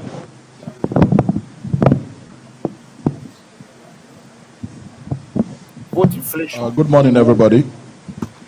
I'd just like to state, I know you're here for collation. As you mentioned earlier, I just want to put you on notice that as someone who has read manufacturing engineering, to manufacture is to make things on a large scale. The votes for APC in Wode have been inflated. Same thing with Igwebe. I just want to put you on notice. Thank you very much. All right, thank you very much. Please, do you have something different? Well, I am representing APC. All right, sir. The votes as announced are the proper vote casted and are the correct votes. So I don't know where... Thank you very much. Thank you, sir. Thank you very much. Okay, let's pause it and bring Dr. Iyoha. So, tell us what happened right there. I think that was September 22nd. Correct. Yes, we started the exercise at 10 a.m. You know, the election was September 21st. So, in fact, we have hardly slept for like only maybe about 3 days or 4 days before the election. So this is the collation of results. So there, I was, like I mentioned, the state returning officer for PDP. Mm-hmm. And it was a terrible atmosphere in that place. In that room, we had reporters. The British High Commission was there.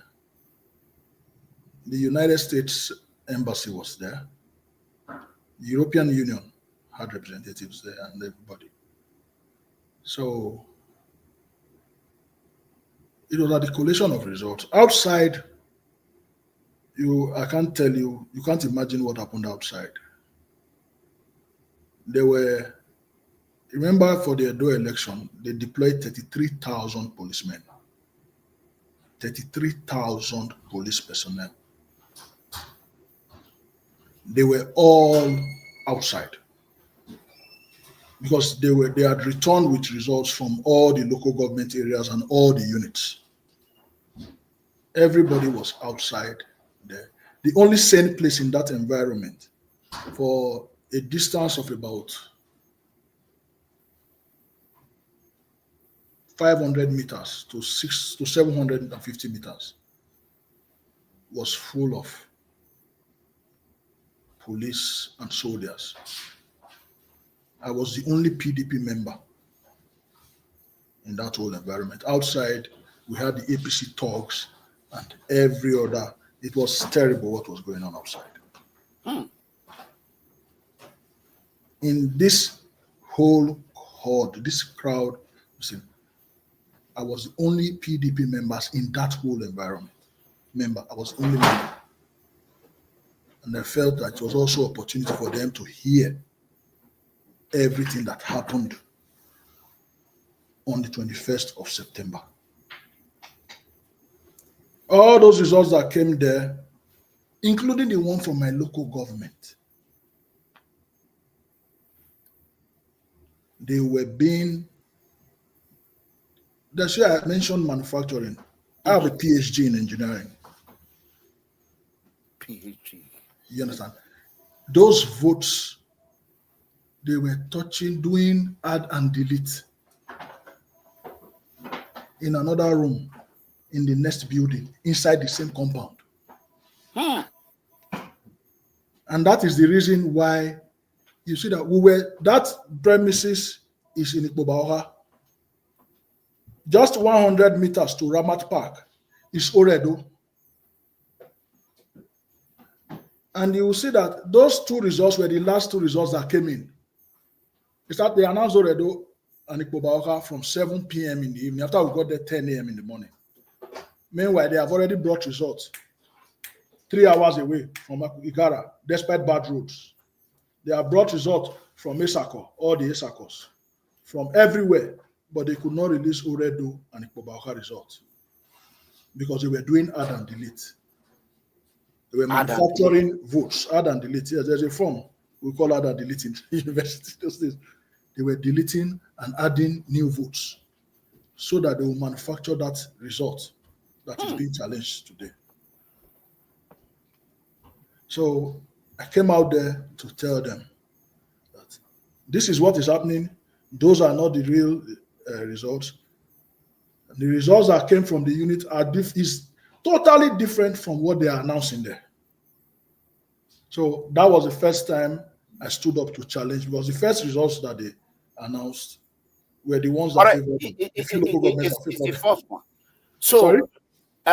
Let me go ahead and play one more time so that we can, I'm going to stop it somewhere. Okay. You know, wow. Yes, where you say again, this result is manipulated. Mike, give him the mic. Somebody to help. The same one is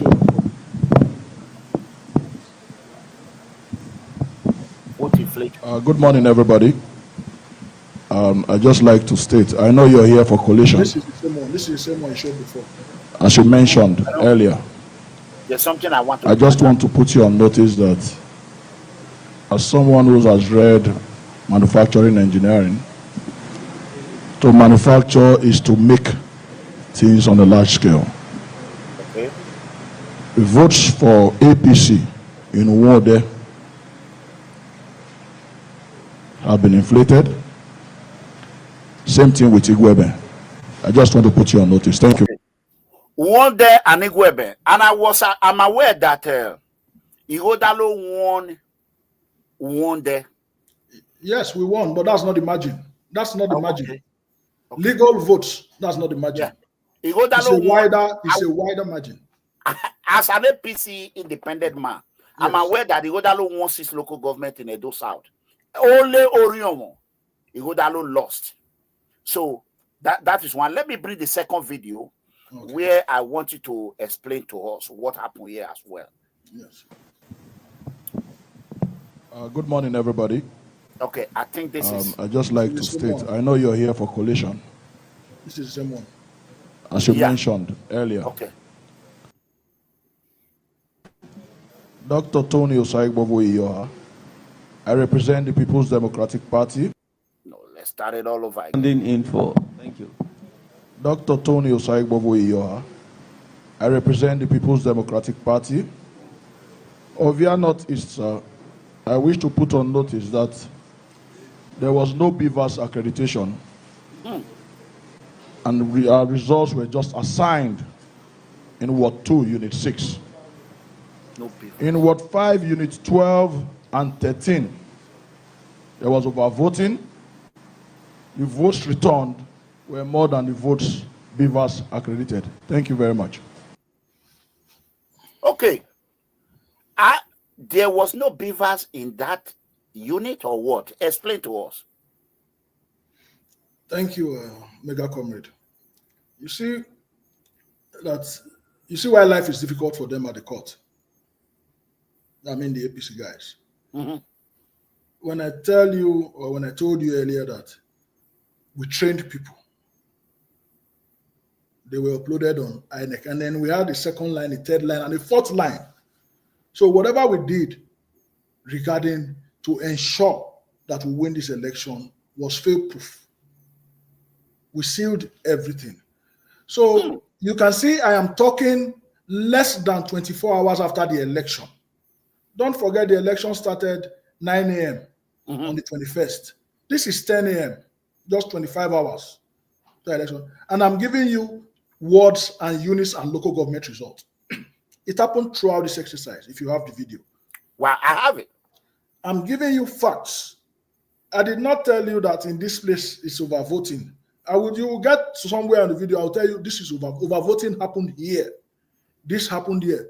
And I was talking from my phone. Because people have already sent me their Microsoft Excel documents of what happened in their various units from Okbela to Igwoviobo, everywhere in the state. So they are giving us a feedback to our situation room. Everybody, to tell you how we created so many lines. You want to drink some water? Yes, please. Okay, go ahead and drink some water. Let me play this video while you're doing that. Dr. Tony OSAIGBOVO Iyoha. I represent the People's Democratic Party. Ovia North-East, I wish to put on notice that there was no BVAS accreditation, and our results were just assigned in Ward 2, Unit 6. In Ward 5, Unit 12 and 13, there was overvoting. Wow. The votes returned were more than the votes BVAS accredited. Thank you very much. Wow. Wow. Thank you, Mega Comrade. Thank you very much. Wow, thank you. Yeah, take your time. So, guys, Cassie, my son, I saw you. I know you are working very hard for Beburu. If I was in your position, I would work very hard for Igodalo as well when we come to office. But I want you to, we are not picking calls right now. I think you are calling. We are not picking calls right now. I want to ask Dr. Iyoha, he should let us know what really happened here, because I took my time to watch all this video before we start picking calls. He's going to be here. He's not going anywhere. You have respected those people. These are the kind of people we want to be ruling us. Unlike Ukpeburu. Ukpeburu cannot come to PFS situation room, but he can go to Shehu after giving Shehu Edo money. Ukpeburu should swear Ugwumba if he did not give a channel news or channel TV money. He's patronizing Yoruba, but he's fighting Obaseki. I am an Ebini man, Edo man. Eh? I'm not a governor yet. Ukpeburu is afraid to come to PFS situation room. Why is he afraid? Oh, Dr. Iyoha is here. You are commenting. You are calling. Bring your Ukpeburu. Let other people comment and call. If it is easy. What is he afraid of? One more why do you want? He was gentle. Dr. Revan, and now one. I'm trying to be like. Go ahead, doctor. Let's go. Let's face why we're here. Okay. You know, with Ovia North-East, I mentioned wards and units. And don't forget, just like this program, it's time bound. So everything that you are seeing that is going on in court, so right now as we speak, very just now, according to English, is a product of systems that were set in place. Because we knew we were going to win the election fair and square. So why rig when you know you can win the election? So you guys have the whole evidence. We have everything that you are seeing there. It's a function of, I had, for example, the chief of staff had his own situation room because I run politics for His Excellency. You understand? so that he can focus on governance.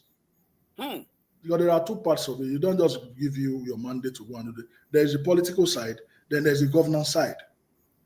You understand? So I had a situation room that I set up somewhere. The governor had a situation. PDP had his own situation room. OSAIGBOVO has his own situation room. Different from your situation? Different. Okay. So they also had their own agents that were reporting to them. That's why I told you that we had 4 levels of agents. The person that is reporting to OSAIGBOVO is not the person reporting to me. The person reporting to me is not the person that is reporting to PDP. Don't forget.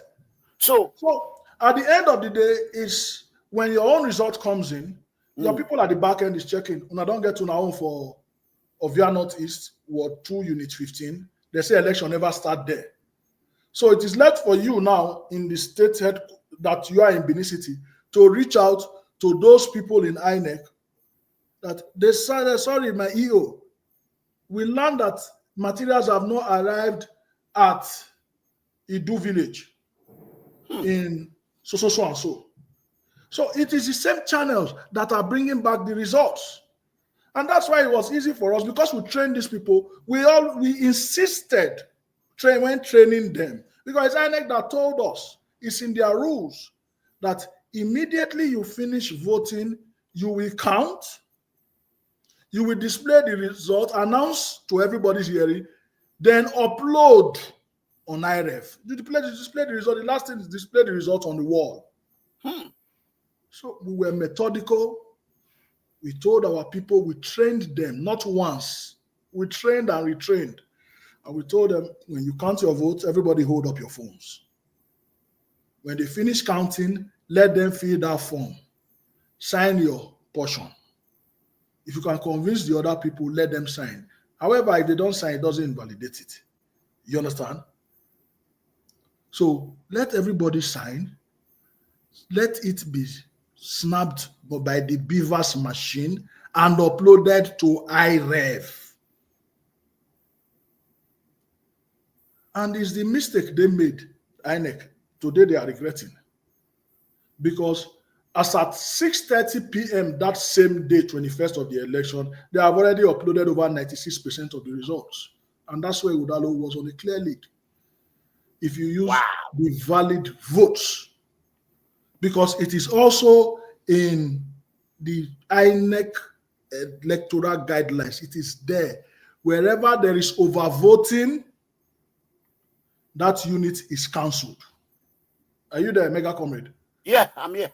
That unit is cancelled. So by way of legal votes, it's very simple. That is the same way Adams Oshomole became governor. Hey! So when Ogbede Falu Yisibo came here some days ago, and we were talking to him, and then there was something he said, you now said, Ugbe. I was laughing. I said, see, Mega Comrade, very smart guy, very brilliant guy. Yeah. That is what happened. And he used a mini parable. Because that is how Oshomole became governor. It was based on minus the invalid votes. Correct. That these votes, elections were rigged here. So there's a precedence. That is how Oshomole, quote me anywhere, Mega Comrade. Baba Osho is watching you right now. I share it. He knows that is how he became governor. That is how he became governor. Baba Osho, is it true? You are watching me now. It was the same thing. They were minus this one for Osumbo, add this one for Oshomole, cancel this one. Wherever there is overvoting. And you see, our lawyers were very smart, like you said. When they are arguing, they use their hired pens. I see all of them come on TV, and then the lawyers were smarter than them. We brought out a unit that they cancelled, the deputy governor's place. Wow. We said, did you cancel this one? They said they cancelled it. They said they cancelled it, which means there was overvoting. They were in their head. They thought that they wanted to come and prove that PDP also did it. I said, so, but you cancelled. They agreed that they have cancelled. It's very simple. The judge said, since you cancelled this one, cancel all we of our cancel voting. all. Well, okay, it's very easy. I don't think Tinubu will involve in this. We can, and even the overvoting that they are saying in the Ovia Southwest, that they are saying, we know how we are politicians. We know what happens when you see that you are losing an election as a candidate, for example, in your unit. How are you going to explain that the deputy governor lost his unit? How are you going to explain it? So the only thing you just do is you get somebody to go and add one ballot paper there, and it will show overvoting. They will now say that, deputy governor's place, there was no result, instead of him to lose. They lost everywhere. Okpawolo lost his local government. Breaking news. He lost his local government. What about the deputy governor, Dennis? He lost his, well, Ovia is I heard he lost Edo his South. unit. Is that true? He really lost? He lost. He lost. The easiest way for a politician to keep a sense of I'm on ground is when you see that you are losing, get people to go and cause chaos there, or just add one more ballot paper. So instead of total vote of 57, when they see 58, INEC will cancel it. So these are the things that they don't want you to know. Dr. Iyoha, let me quickly say this.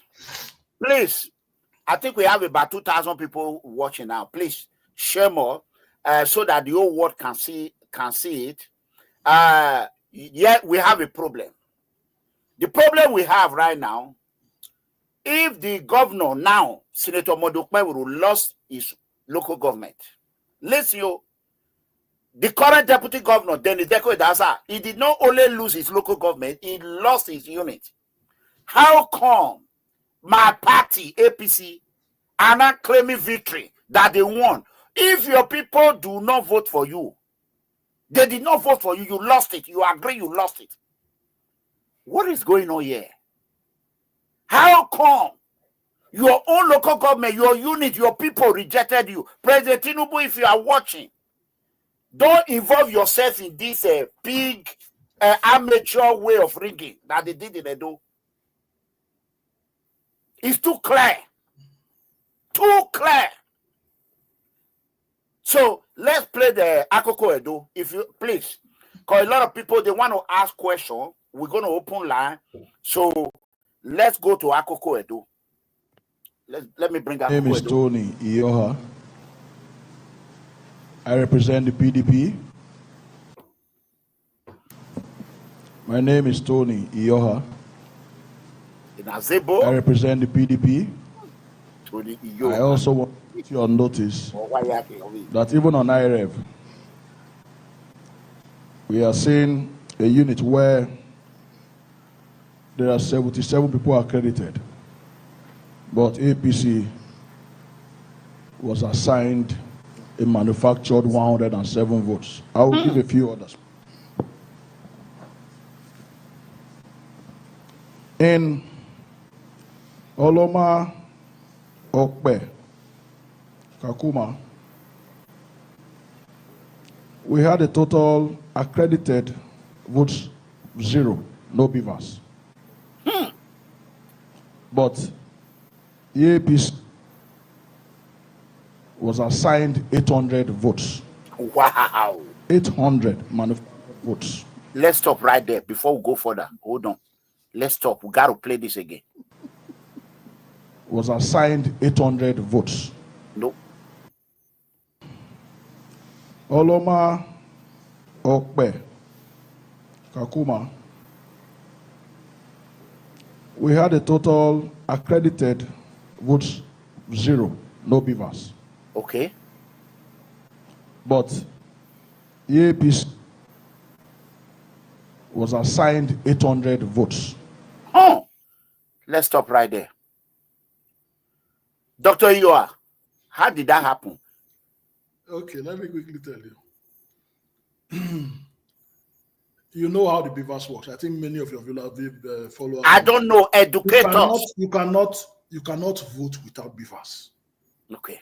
It's not possible. You will, even if the beavers that was sent to you doesn't work, you will wait for them to bring another beavers. or even up to the next day, let them replace that beavers. Mm-hmm. But this was how this election went. No beavers, which is no accreditation. You understand? No accreditation. That place, Ikakumo, is the home of my good friend, former Speaker of Edo State House of Assembly. I served with him. I was his chief whip, Kabiru Ajoto. If you want to know how difficult an election is, let them be leading you by one vote. Talk less of 800.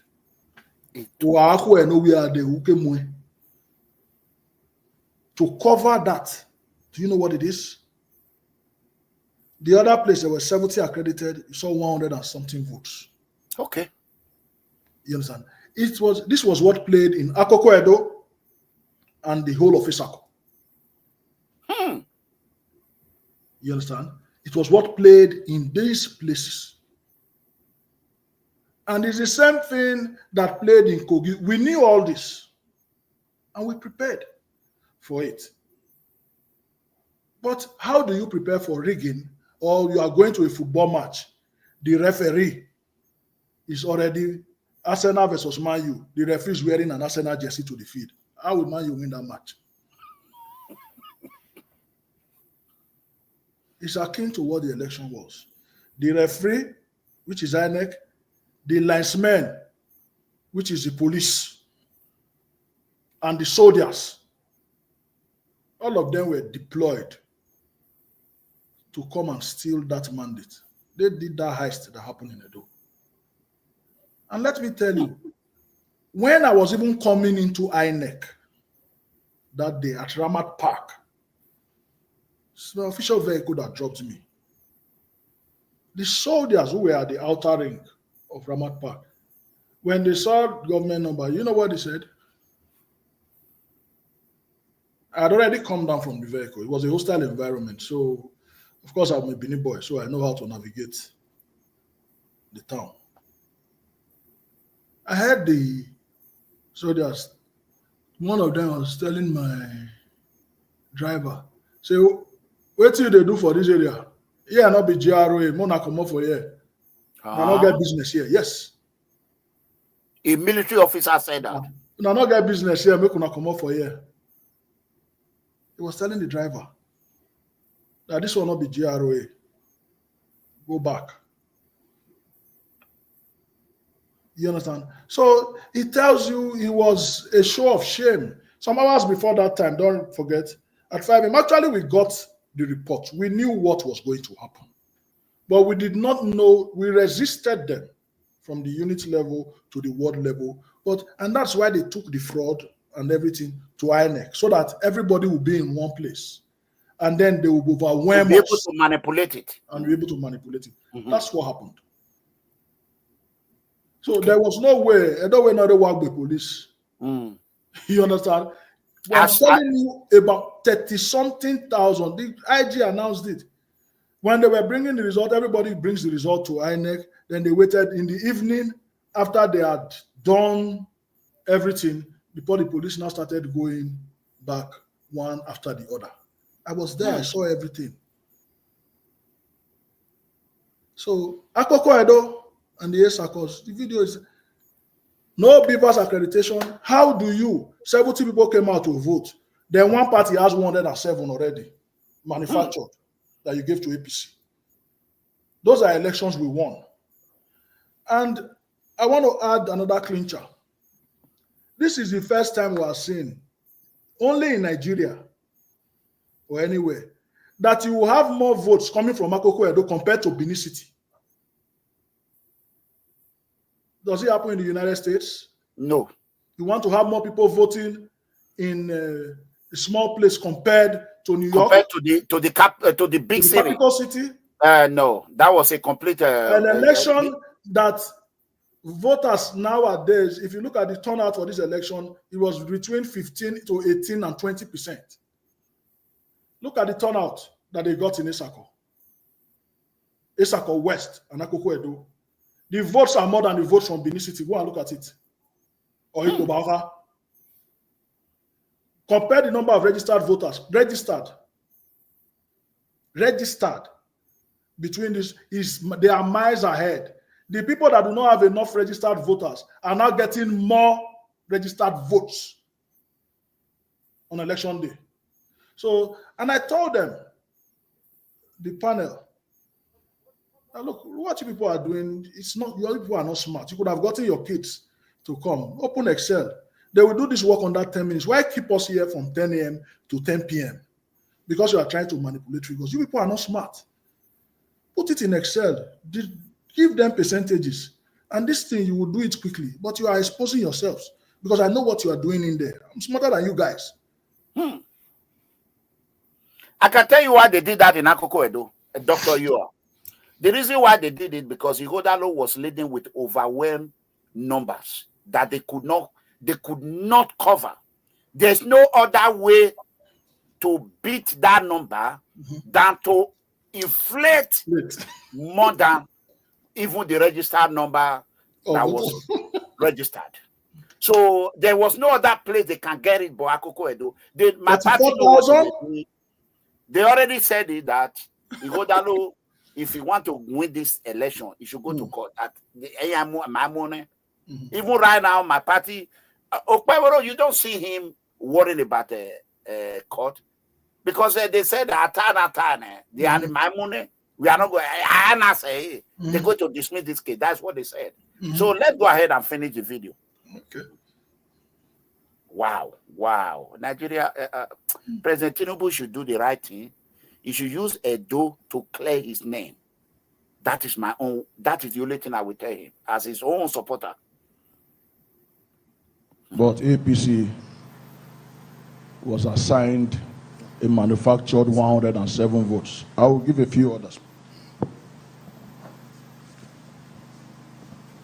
In Oloma, Okpe, Kakuma,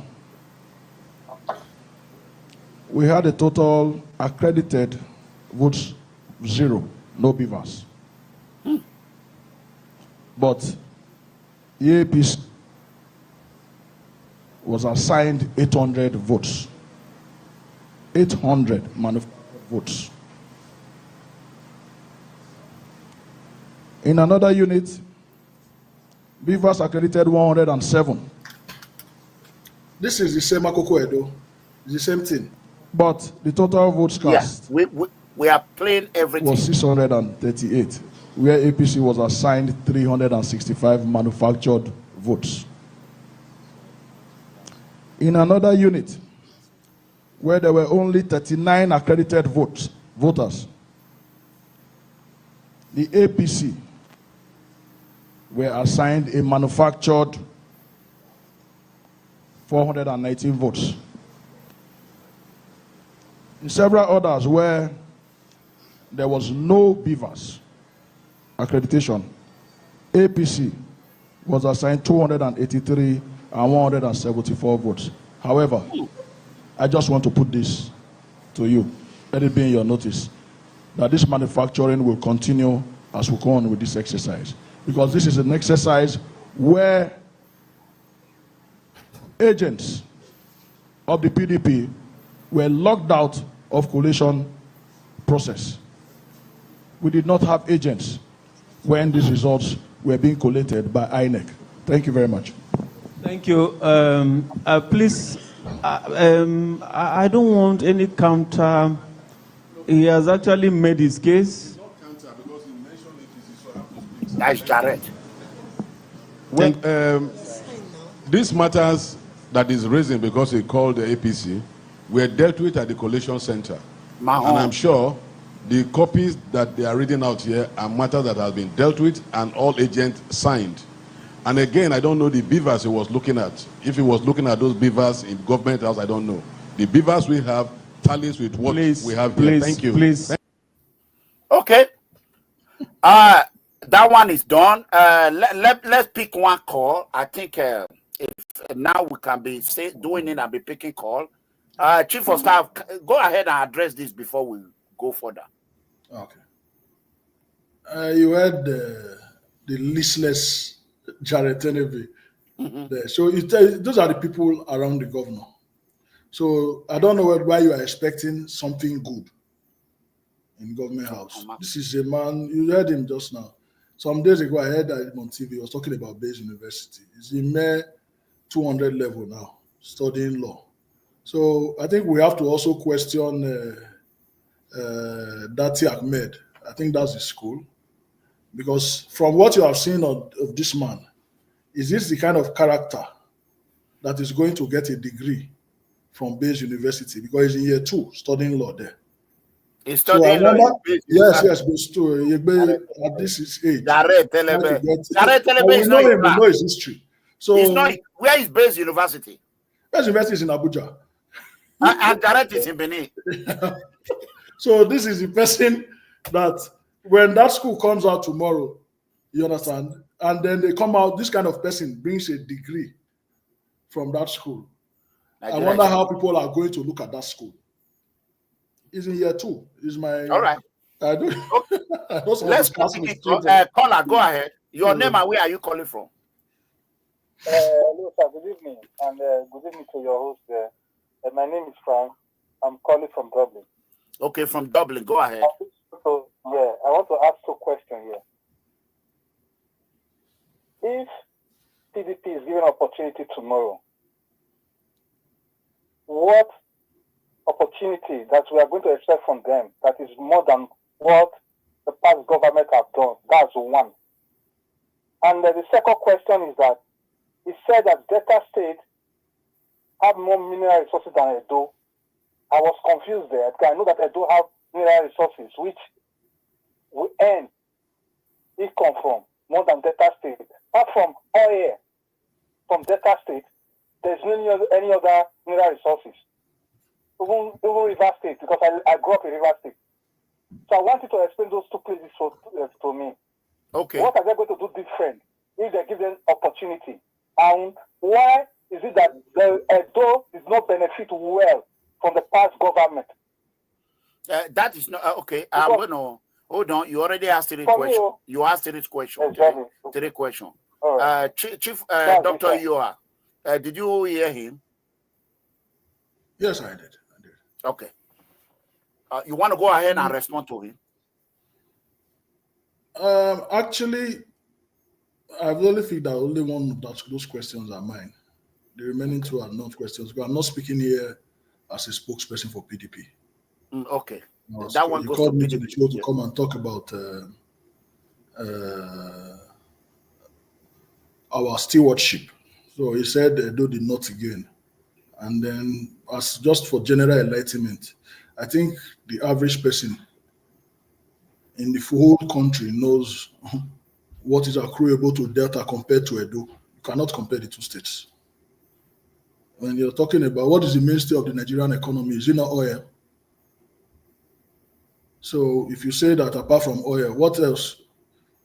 Nigeria's revenue today, where is the fact that they are going to share in Abuja, where is the revenue coming from? Is it not from oil? So it's a well-known fact that you cannot compare Delta State stake across the NDDC or across the oil-producing states. You cannot compare to what Edo earns. Edo is part of out of those states. I think it's the least, second to the last. Edo, Okay. Ondo. So that one is not. It's a known fact. And then finally, there's so much that this administration, that the administration of Godwin Obaseki did that the people benefited from. If you are in Dublin, we have a very huge Edo community in Dublin, and they cannot say, nobody can actually come out to say you can compare this administration with Obaseki administration or any other administration in the recent past with the achievement of the Obaseki administration in communication, in security, with our education and all. We are miles ahead. And I'm proud to say, yes, I was Chief of Staff to His Excellency for his 2nd tenure. All right. I have my bottle of water here, Dr. Iyoha. Make sure you have yours so that you can always, yeah. That's how we do it when we stay long on the phone. Okay, caller, thank you. Let's go ahead and play the other video that I have here. I think I have a place where I put everything together, but let's go ahead and bring this in.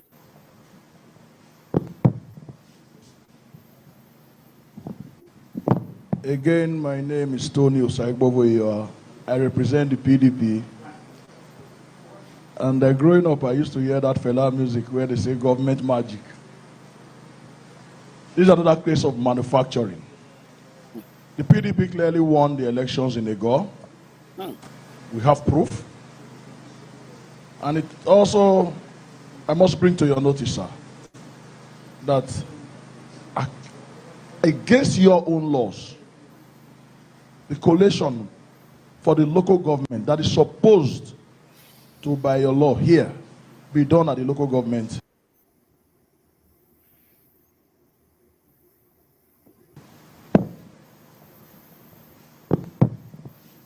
Okay. Chief of Staff. Again, my name is OSAIGBOVO Iyoha. I represent the PDP. And growing up, I used to hear that fella music where they say government magic. This is another case of manufacturing. The PDP clearly won the elections in Edo. We have proof. And it also, I must bring to your notice, sir, that against your own laws, the collation for the local government that is supposed to, by your law here, be done at the local government. Okay, Chief of Staff, what were you trying to explain here? Yes, sir. Please limit your noise. According to the INEC regulation, there is unit collation. I will come to this later, Mega Comrade. We should please just take down.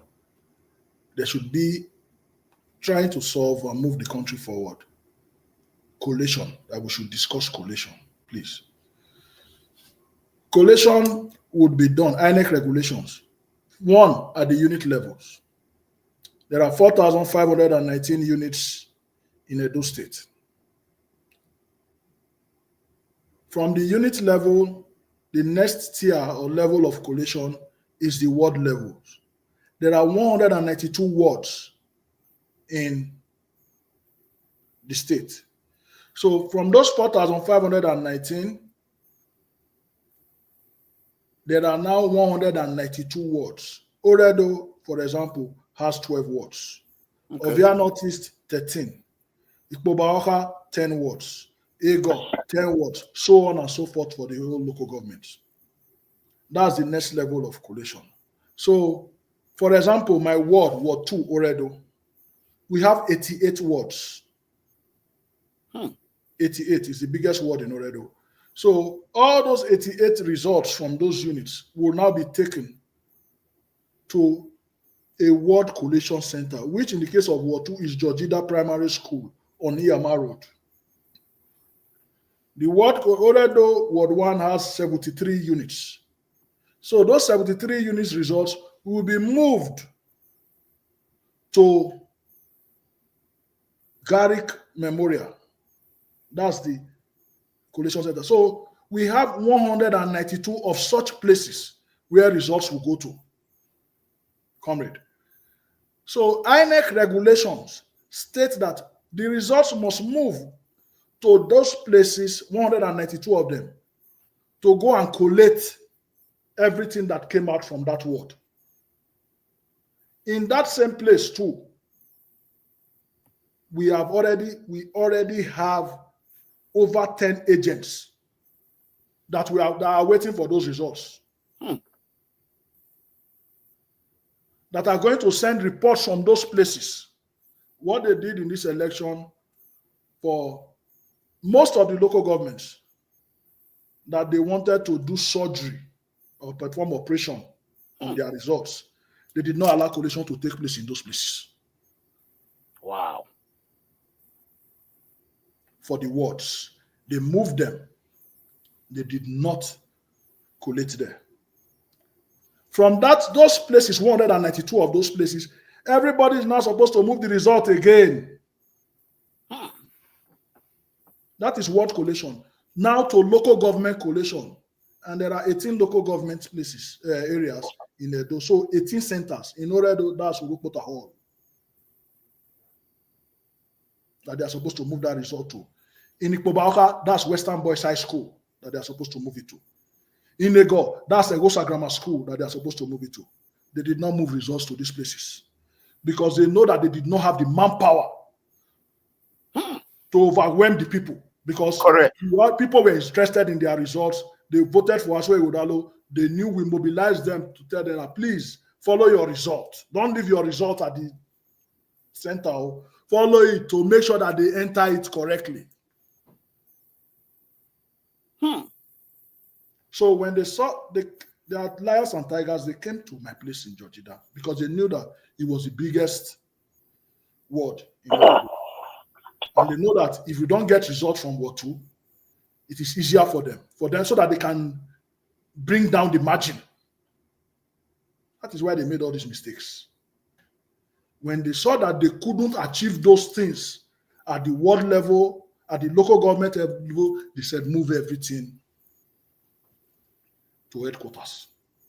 At least there they have enough police. And that is against INEC. It is against, that is what we're telling them in court. Law. You heard me, I had my phone because the INEC rules and regulations were on that phone. At certain intervals, I read out those rules in that broadcast. I said, this is your rule. And they did nothing. Follow your rule. Okay. Let's pick hello, doctor. Hello, caller. Hello. Yes, your name and where are you calling from? Yeah, I'm from the Diamond Soba. Okay. Mega. Yes. What I can say on this interview, I mean, it's not balanced, you know.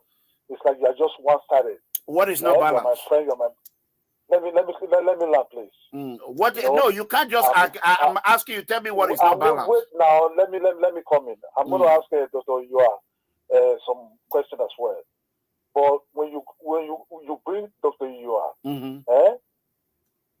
to answer your fears, right? No. Okay. That is not what I brought him for. You brought him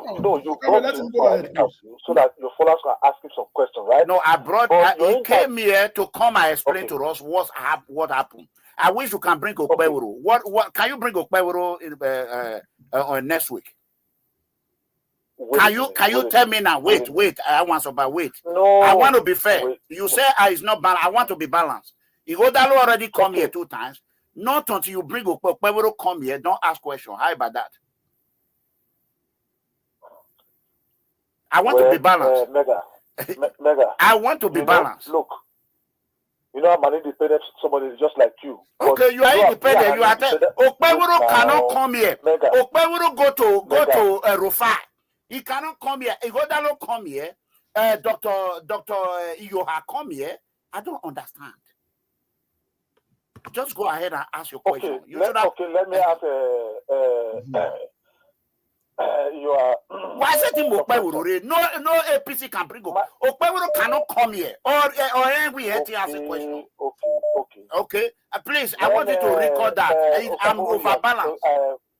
My question for Saburi is that he said Oshomole came into power with overvoting, just like Okpewuru.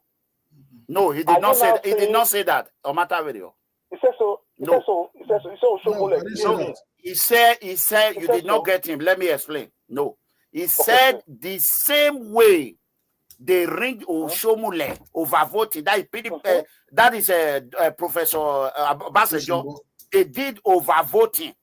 So when Oshomole now proved the case that this is overvoting, they minus all the. So it was a favor of Oshomole. Now, okay. Now my question is, OSAIGBOVO, for the past 100 days, let us compare with your administration, and let us talk about the insecurity within the last 100 days of Okpewuru. Because me that is speaking now, I remember I sat with you in a place, but I don't want to mention the name of the place or the person who were in his house together. I told Mega, you are very respectful, you are very cool guy, respectful to the highest order. Very respectful, are very respectful, you know. Humble. But however, let us compare the insecurity of your administration to compare with Okpelo for the last 100 days. Because I start with you in a place we were talking about this courtesan. You said there's no way they can stop these killings. Let me bring you back to your memory lane. During the festivity, we all sat down in a place, drinking, chatting. A cow was being killed. We shared together there. Okay, please just go straight to that question. Let you answer. So my question is, now the insecurity in Edo State today is very calm. There's no more killing. I disagree. Oriomo just lost a lot of people. Oh, mega. Kidnap Oriomo kidnapping is going on. One side that here, player, make a player. I'm talking about politics, all about interest. My people are dying. Let me. Is it done? Let him. Go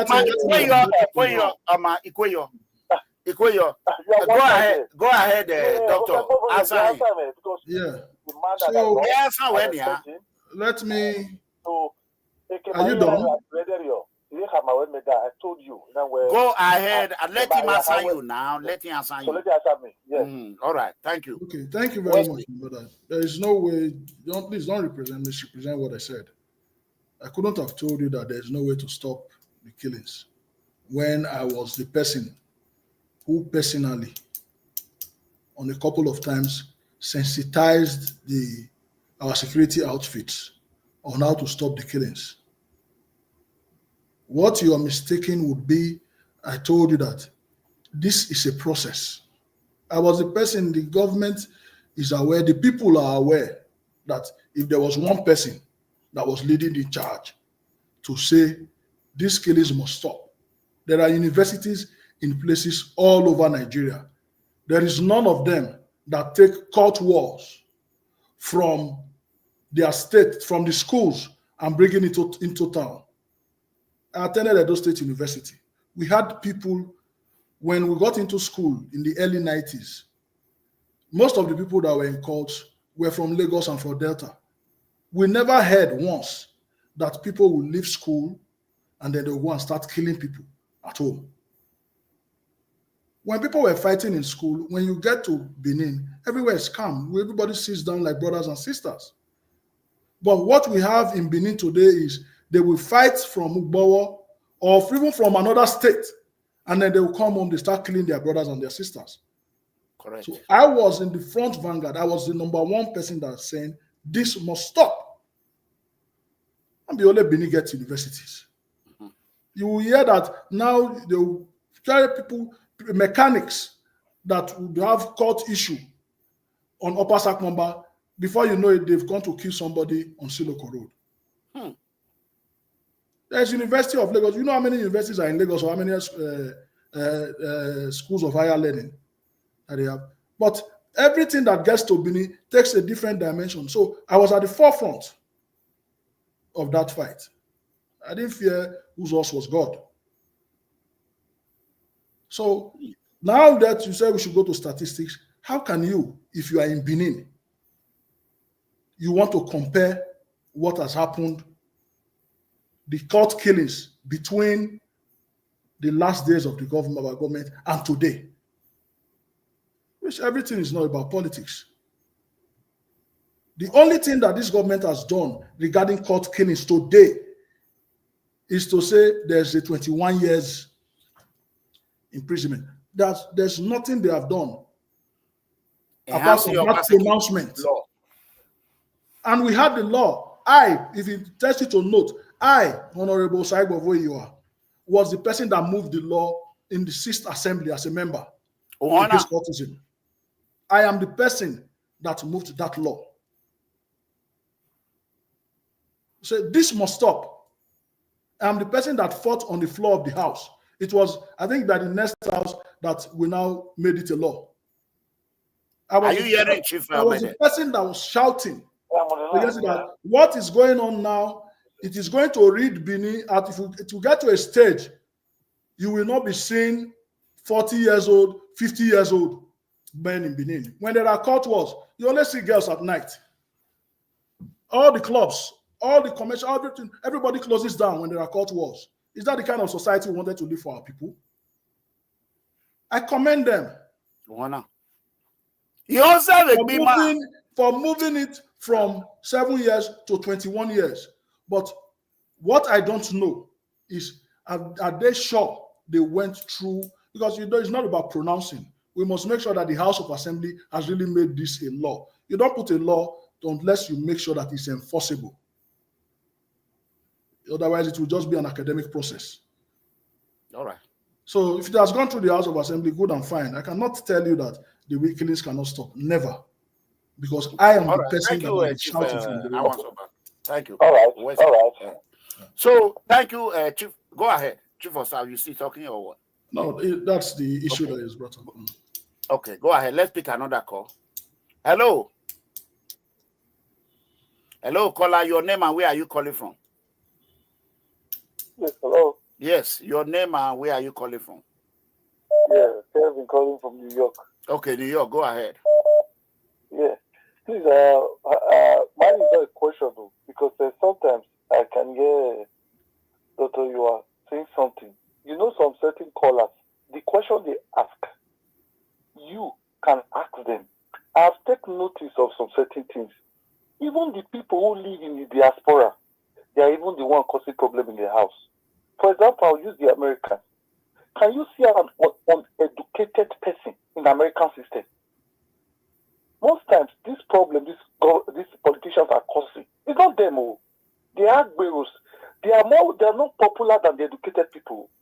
If you, Mega, you educate one, me educate one, another one educate, do you think this Agbe will be misbehaving?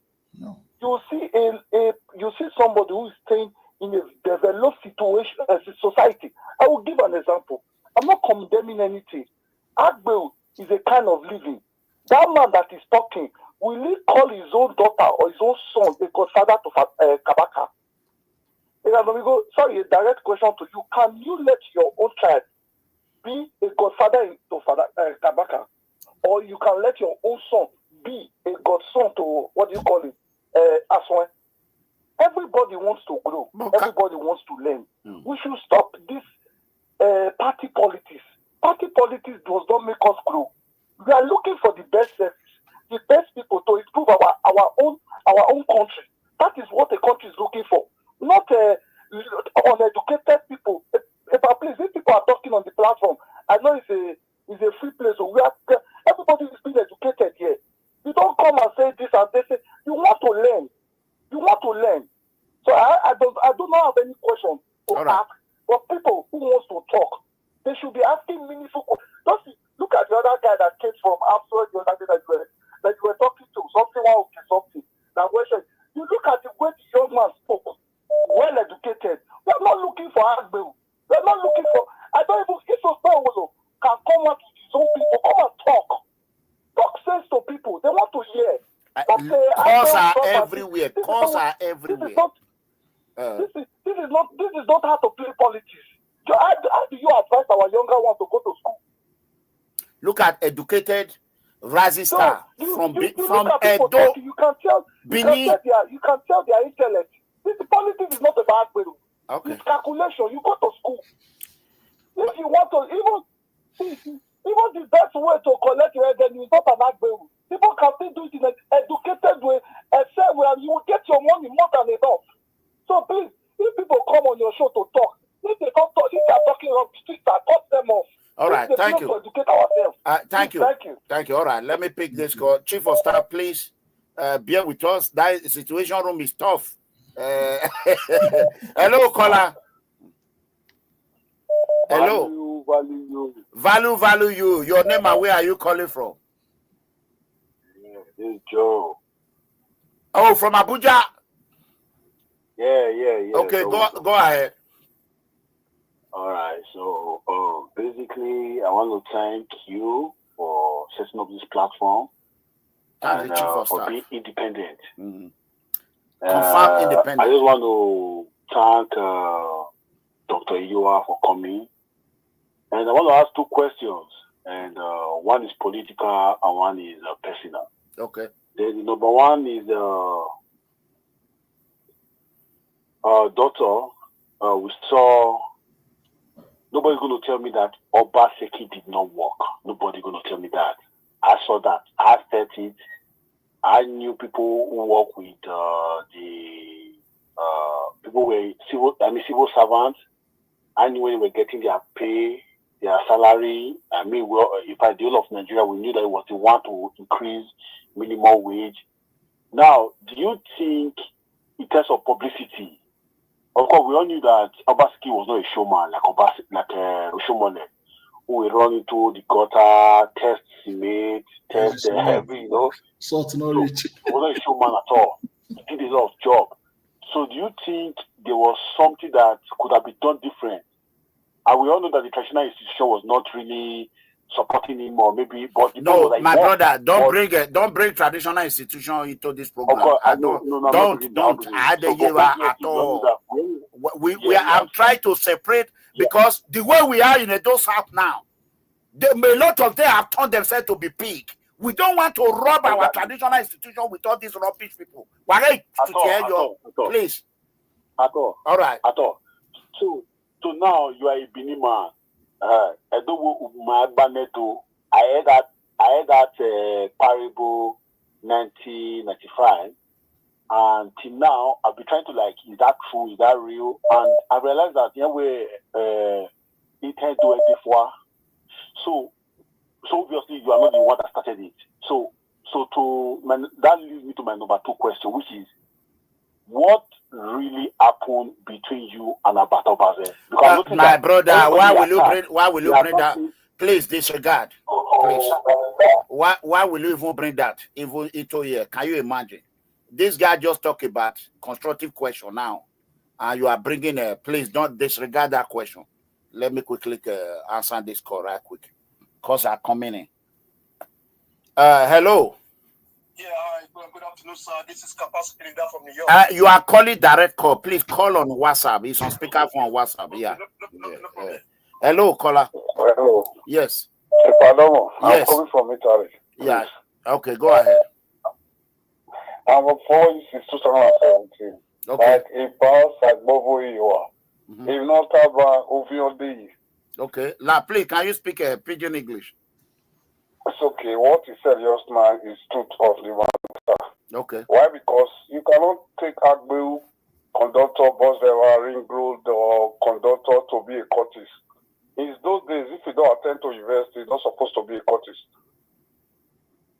Okay. All right. Thank you. That is truth of the matter. All right.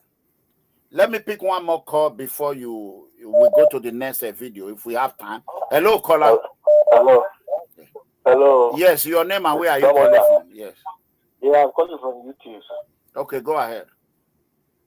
Yeah. I just want to ask OSAIGBOVO first. By the way, Mr. OSAIGBOVO, I want to thank you for coming on this platform today to enlighten us, So I just want to, ask him to address a few things in your OBASEKI government regarding job creation for our youths. Because when I see this president, can I stop you there, please? Right. I understand it's going to answer you. When you people dwelling on the past, I'm not interested in that. If any of you can bring Okpeboro to come and answer a job or that is not what we are here. We are here on how Edo can move forward. I'm going somewhere. We have been here for 2 hours plus. Very soon, the chief of staff will go. Let me land. Do you think you know what it takes to bring him here? So now go ahead. Okay.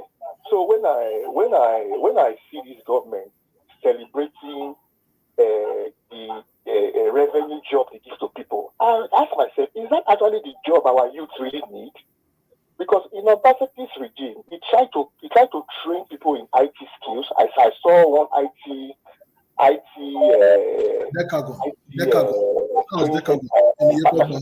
training youths. He also tried to bring in private investment like modular refinery to create jobs for youths. And also, even the shop prices, people are working there now, so there's job there. But when I see this, they don't even talk about how youths will get jobs. How the only kind of job they talk about is revenue job. So, Mr. Osaigbovo, I want to maybe they can learn from what he says here about job creation.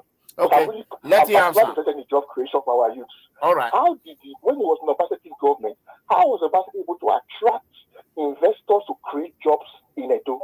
Okay. Thank you, sir. All right, thank you. God bless you. Thank you. Just go ahead. Before I forget, let me just start from the last caller. Thank you very much, sir. Like you said, for Governor Obaseki, one thing was very clear to us. The government is not actually a business. The government cannot be competing with businesses.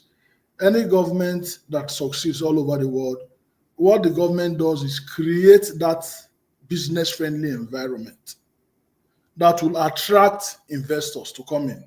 When they see that Edo is peaceful, you buy a property in Edo, you don't have to come, because whenever you want to start a business, you first have a business plan.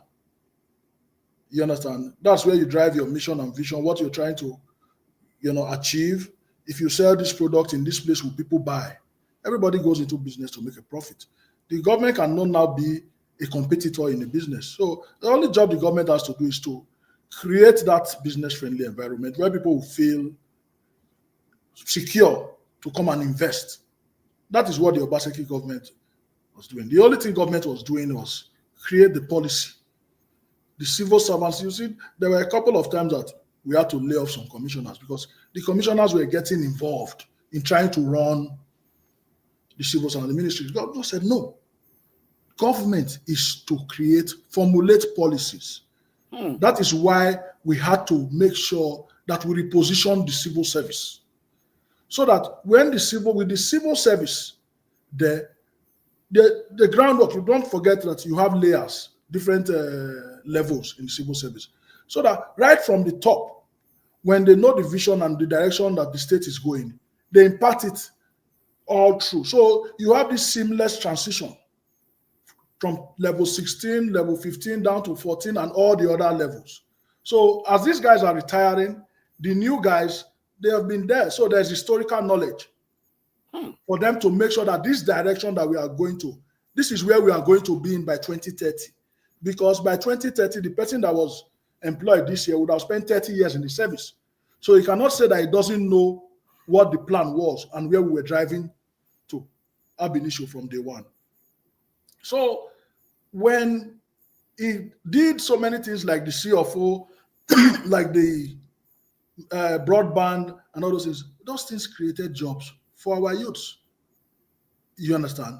They created, you didn't have to, everybody is listening all over the world now. Is it not because of broadband? It's because of the internet.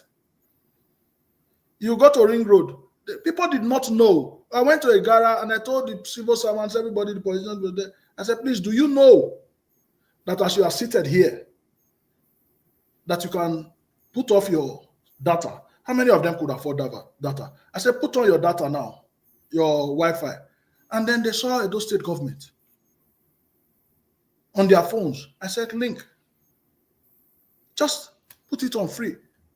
And they were shocked in a lot of the local governments. Some knew, a lot of places didn't know. A lot of people did not know. So that kind of a person now can participate in this program. We had a decagon somewhere in the Yekogba Okoromi village that was training people in coding and so many things, programs were going on there. And we created people, you don't have to be there. We are here on YouTube, Facebook, everywhere. We're all over the world. So people have called in from Italy, they have called in from the US, they have called in from Abuja, from Benin, everywhere. It's the power of the internet. Don't forget, half of the world is working from home. Throughout COVID, there were no planes on the air. People could still get things done. So our job as a government is create that environment. For example, the Yekogba Road, over 23 kilometers. This is how you create a business-friendly environment. Just because that road is starred today, which was one of the first roads Obaseki did. we know how many small-scale industries came up on that road. As at the last count, they were going to 15 filling stations on that road. 15 filling stations. For example, each one employs 10 people. Is that not 150 people? Not to talk of the small shops that landlords, their wives, their children opened. So the ripple effect, you cannot overemphasize the numbers and the use. So for us, it's very clear. The template was very clear how to create jobs. For us, it was jobs. It's not, we never said that government no government has the capacity to employ everybody. No way. It's creating that atmosphere where the landlord feels, okay, on this land that is not occupied, if I build shops here, a lot of people are coming. Go and check how many shopping malls are on that road. So that is what we did as a government. The vision was very clear. People that did not understand well, they didn't understand. You understand? But maybe because of selfish reasons and all that. But immediately the governor made it clear that this is not business as usual. We have to work for our people. That's why we came here. So if you were going to come in. If one immediately we found out that you were not moving in the, because it's a person that has a vision. They are insulting me today. I don't expect to be a popular chief of staff. If you're chief of staff to Governor Obaseki, how will you? Nobody is. No. I'm just saying it's normal. It's politics. You understand? It's politics. No, somebody mentioned that name just now that you just. So that I'm just saying. You understand? Oh, okay. You don't even want to go there. Don't entertain that. They want to become. It's called. So I don't even bother myself with that. When people see you as a vessel, oh, we're going to make millions through you, and they say, even me, I don't have millions. Talk less of you want to come and make it through me. In OBASEKI'S government, OBASEKI won't give you which money. So I don't. Thank you for. I understand constructive criticism. It even makes it better. We are not going to entertain irrelevant word. Okay, caller, go ahead. Your name and where are you calling from? Hello. Yes, thank you so much, Mega Comment. Yes. And thanks, Mr. Bovo, for this program. I'm coming from the UK. My name is William. Please, I just have a question for Mr. Bovo, please. Please, what was the relationship? And the question is this, please. What was the relationship between the state government as at then? I think that was Mr. Godwin Obaseki, who was a very good governor. What was his relationship with the Palace of the Oba of Benin? And please, hold on. You know, I am not doing our traditional institution broadcast. I don't do about. No. Mr. Bobo was part of. Stop. I warn you people. Me, I'm too small to discuss things about Palace. So let's move forward before we pick another call. I want to play this video if you don't mind. If you still have time, so that we can have it. Okay. As soon as okay, let me bring this video in. Okay, I think this is the again. My name is Tony OSAIGBOVO. I represent the PDP. And growing up, I used to hear that fella music where they say government magic. This is another case of manufacturing. The PDP clearly won the elections in Ego. Okay. We have proof. You shown it also. Go ahead, Chief. Them go turn the green to white. Government magic. Water they go, water they come. And I'm going, you know that song? Yeah. Okay, this is what happened here. In the God's case, it's very clear. They swapped PDP numbers and changed it to APC. While they moved APC and changed it to PDP. That's what happened in the go. What? That's what happened in the go. The votes that they claimed there, they swapped it, just swap it. They just swap it? Yes, they just swap it. All right.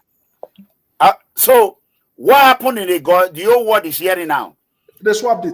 Igodalo vote. Yes. They collected it. And gave it to vote to Igodalo. Yes, that's all right. Let's pick some call. Hello, caller. Hello. Hello. Yes, your name and where are you calling from? Yes. Yeah, hello. Hello, good evening. Yeah, good evening. Your name and where are you calling from? My name is Oscar Igbinovia. I'm calling from Germany, Munich. Okay, go ahead. Go ahead. Okay. I just want to thank our ex-chief of staff for the good information that he's giving us. Please, when talking about PDP administration in Edo State, don't forget to always tell us that before the coming in of Mr. Godwin Obaseki, schools, for example, School of Nursing, School of Health Technology, I think we have so many institutions like that he came to resuscitate, and today is operating. So no government has ever worked the way Obaseki worked, and I commend you people for that. Thank you very much. You are a very gentleman. The first time I saw you, I was watching your program when you were supervising people, I think in Uselu or somewhere, during this gutters. So you were very serious with your work. I said, this man must be very serious. But when people that does not see you like this, we think you are a bad person. Today, with your gentility and the smart. Last week they catch me for watching this you. You go just laugh. GODWIN, this your smile. I say your wife, she's a lucky woman. So just to commend you, I don't have any question for you. You've done your best. You and Governor you've done your best. Thank you very much. Thank you very much, sir. Thank you. Thank you. Okay, let's pick another call, Rising Star. Hello, caller. Hello? Yes, your name and where are you calling from? Yeah, okay. I'm calling from Switzerland. They're based in Italy. Okay. Yeah, I want to... Please lower what you are using to watch me. You always hear us use that word. Lower it. Okay. Immediately. Just a second. Okay, I've lowered it. Can you hear me now, sir? Go ahead. Yeah, I'll be brief. I want to say Obaseki, Godwin Obaseki is the best governor Edo State has ever had. I would say that with proof, but I know a lot of people will want to argue this. A lot of people that I would say they are very myopic in their way of politicking. The populous people in politics or the citizens, they are good in always want to judge a government or a governor by the common way of developing the state, which is building roads and renovating schools and those normal stuff that everybody can do, even the most illiterate of all that you can. So anybody can do that, can do roads. But that is what has really flung our democracy to where we are today in Nigeria. The Obaseki come not just to do road, to create an institution. And it's like a new thing in the face of politics in Nigeria. The institution that Obaseki creates, I would say like the civil servants, the Edo Chiefs, and even the way that they were collecting revenue. And even a lot of the infrastructure that I laid down that Edo State will be benefiting for the next 20 years and to come. But the people will not see that. They will always want the road that Oshomole decided to, because everybody sees Oshomole. A lot of people see Oshomole the way he did road. Those are roads that Obaseki even start renovating. But what am I trying to say is that we will never go forward as a state or as a country if we refuse to create institutions. And the governor and the skill of a governor in Obaseki is not common. I think you hardly find them in Nigeria. And I just feel bad for the man because maybe as somebody say, he came at the wrong time. So I would say Edo State is lucky. But I will really be very. I'm from Edo North, but I know more. I grew up in Benin. I have property in Benin. But I don't want to be sentimental.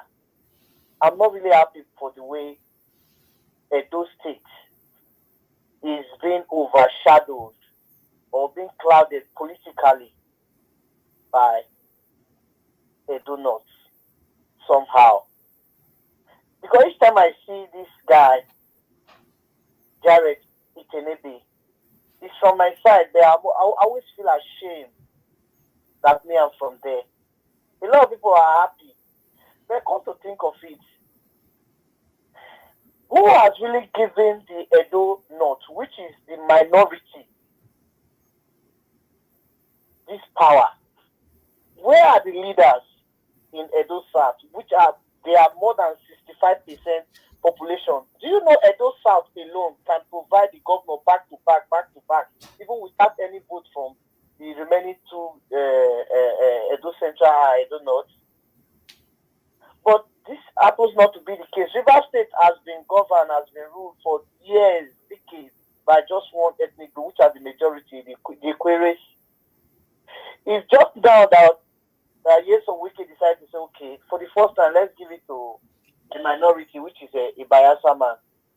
Okay, make it short, because a lot of people are calling in, because we want to address this Edo Satan, because we're almost 3 hours here. Chief of Staff is not used to this, so... Before I conclude, I want to conclude now. I will still beg the Chief of Staff. If you people fail to decided to say, you guys politically, you are like, the Edo South is like going into extinction. Yeah, we will discuss that, caller. We will discuss it, eh? Let me pick just one call now. I have more than 300 calls, missed calls already. Please, please make it short before we address this Edo South Wahala. Hello, caller. Your name and where are you calling from? Hello, sir. Doctor, how you doing? This is Capacity Dealer from New York. How are you, sir? I want to thank you for coming out here to really tell the people what they want to hear. And you're here. And I was waiting for you to come. That's why I came in very fast to come listen to you. And you really breaking everything that the people want to hear. But however, let me break it to pidgin English so that the people don't mind them. They will understand what you had to talk. Now, the Edo State election is clear to everybody that Asue Iyoha won that election. Yes, he won the election. It is very clear. And we were following the result. According to what you said, the situation room, we followed the result to some certain level 96%. before everything was shut down. And moreover, the APC never knew that the INEC will work. Yes. They didn't know. It's like Asua can't swear Gile. When you get other part. In the history of Edo, it's like you would tell me somewhere in Long Island, or the win in New York. It can be. So, moreover, people will be shouting, not mind them. Because you know why? They don't know the principle and policy of figures. They fail and they fail woefully. Now, I blame the INEC. Their hope now is Tinubu. I blame the INEC. It's so sad. Mr. Mega Comrade, I want to say this to you today. This is your platform. Anybody that will not abide to your rules, they cannot come here to talk. They cannot. If they want to talk, let them set up their own platform so that they can bring whoever they want to bring to interview. Capacity from New York. I want to thank you. You know, Dr. Iyoha, we have to thank him because in the history of Edo, we have never seen where a current chief of staff or a former chief of staff will go to a Benin platform, Edo platform. Okpeworo is not encouraging Benin new media. Okpeworo is discouraging new media. Okpeworo cannot even come to PFN situation room. Igodalo came multiple times. Dr. Iyoha is here. I'm inviting Okpeworo to come to my platform. Inviting Okpeworo chief of staff. He's my friend, my brother Gani. I'm inviting him now. Open invitation. Let them come and tell us what Okpeworo is doing. So let me pick this call. Thank you. Thank you. Capacity. Let me pick this call. Go ahead. Caller, go ahead. Your name and where are you calling from? Yeah, I'm calling from Norway. This is Ogele Talk Show. Ogele, go ahead. Yeah, so the APC rebel. Yeah, Ogele, when are you coming to PFS situation room? So I will notify you very soon. All right, go ahead. Yeah, it's like I've been listening to our brothers since Dr. OSAIGBOVO. God bless you, my brother. You see, sometimes Edo where correct. I will agree. OBASEKI is not my enemy. It's my Edo brother. Precisely, OBASEKI is from his seat. If it's my OBASEKI, OBASEKI might develop his seat. I have done my respect. OBASEKI is not a greedy politician. He's not a greedy governor. I know my comrade, Mega. I know you love Osomole. Let me tell you the difference between Osomole and OBASEKI. Let me just tell you one thing. OBASEKI never acquired an estate after his government. We know that. We know that. OBASEKI is not a corrupt man. Obviously, OBASEKI from his case. OBASEKI. Wow. So, are you saying so, OBASEKI is my in-law. Yes. Okay. OBASEKI grow with the enogi of the case. A enogi of the country of Bujia. The late enogi of the case. I know what I'm saying. But the money is there is something we Edo people are missing. No, not Edo people. Bini people. Not Edo. That's what it means by Edo. We the Bini people, we don't know how to protect our own. Do you know what the Somalia has planned for Edo people? It's time to come.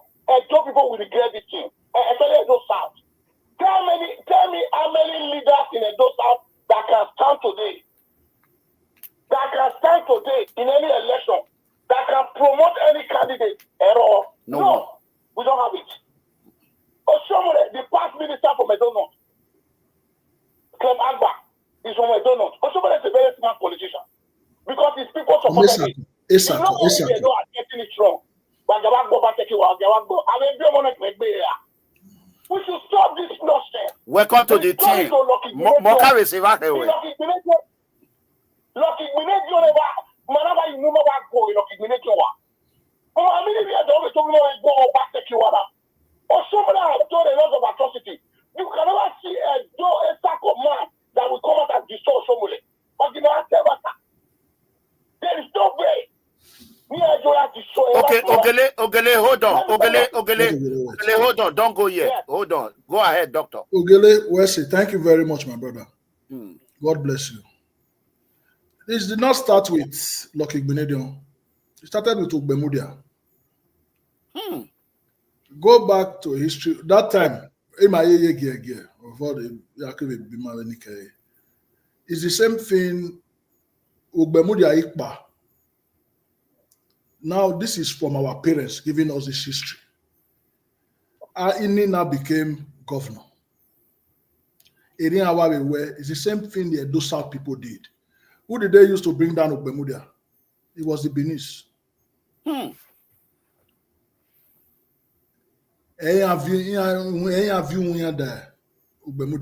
To bring Ogbemudia down. At the end of the day. And I mean in the 90s. Do you understand? It's the same. Yeah. When they come in, they will use those South people. Who are the people that are fighting OBASEKI now? Or Zambaseki now? Those South people now. When they are empowering people, they empower their best. My brother, there is a place for everybody in the society. What these people, our brothers that we call Agberu, they grow up with us and everything. But there is no place in the world where the people at the back, in our parents' time, at a time they were not in Benin, if you go Ayere, They were not training our female children. Our parents, our grandparents, that's true, invested their money in their sons. They would send their sons to school. They didn't send their daughters to school. Correct. In those days. And those sons that they sent to school were the people that they send, okay, 1 year school, you go to the top. You go and arrange the policy. We are training an aya. It is something that did not was doing. That's why you see that people like them, all those big men from the north, Abubakar Alaji, all those big names that were here, those people, they grew up in Buckingham Palace, some of them. That's where they went to school. So their parents made sure that those ones, they came back, they are the people that they put in charge of the policies in the north. That's why when you see people like the Metama Sule and all those, their eggheads, people listen. You do not bring the worst amongst us to come and lead the best amongst us. How will it work? It work. How can they drive the system? We are talking about, we are abroad now. For example, there was a time I was in the UK, as far back as the year 2000. And I told myself that if I ever live in the UK, I will not buy a car. Because the transport system was working 100%. If the bus at the bus stop, you see the timetable, everybody has a timetable, that at 12:05, the bus will be here at this bus stop. My brother, or maybe 12:06, which is very, very rare. At 12:05, the bus is there. And it will interest you to know that that system that the UK was using for the transport, it was designed by a lecturer from Uniben, Benin City there, Professor G.C. Ovuore. He designed that system that the British that implement their traffic system. So there's nothing we cannot do once we put those people. Imagine how much each and every one of you that we have turned to political refugees now. Sorry, economic refugees abroad. Because all of us will be back home if home was working. Really, if our systems were working, there were jobs at home, we will all be at home. So, doctor, how do we understand where we were born? Yes, sir. So, it is the same thing. This is why I don't tell people. This is what they did with the media. They did it with the media. They are doing it. Dr. Iyoha, yes. Can we give him 2 minutes? Let him speak so that we respond to him. Sorry to go ahead. You see, the problem of with the Edo South, we are getting it wrong. We don't know.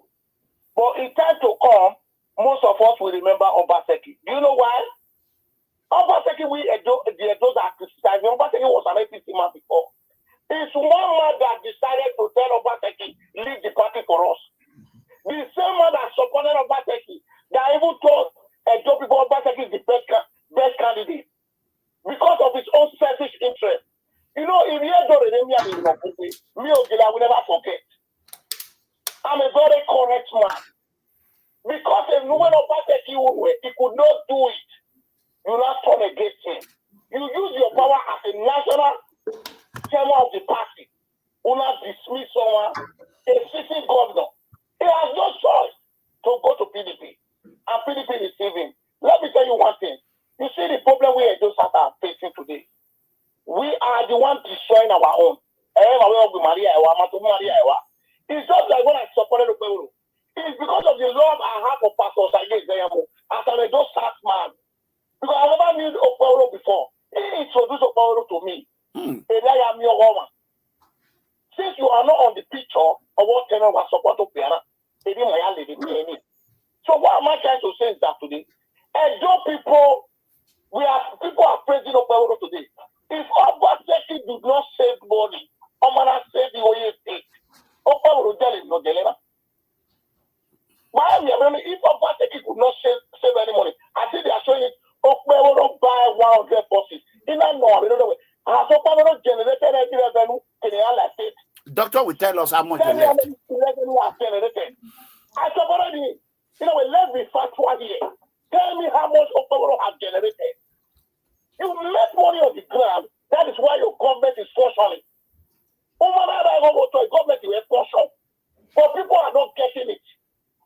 So that's why I criticize of him.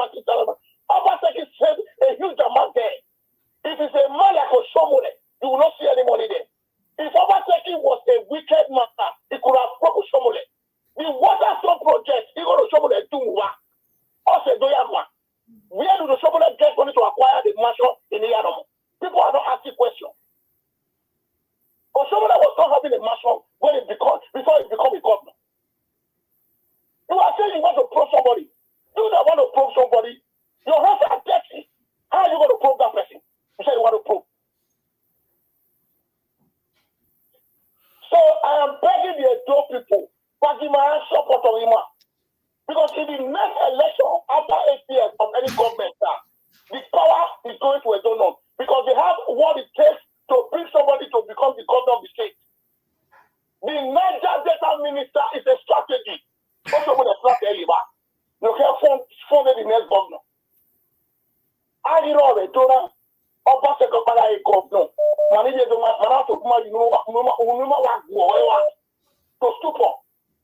That is the fault of the leaders. A faulty leaders, that is not the leaders in Edo South are our problem. Before you go, Ogele, hold on. Let's add Dr. Iyoha. You are the chief of staff. How much did Obaseki administration left for Senator Mode Okpebholo administration? If you can just give us a rough figure. When we were living, there are different monies we left in different places. In different accounts. First place, the main account for the state, there was 30 so billion. Not be only one.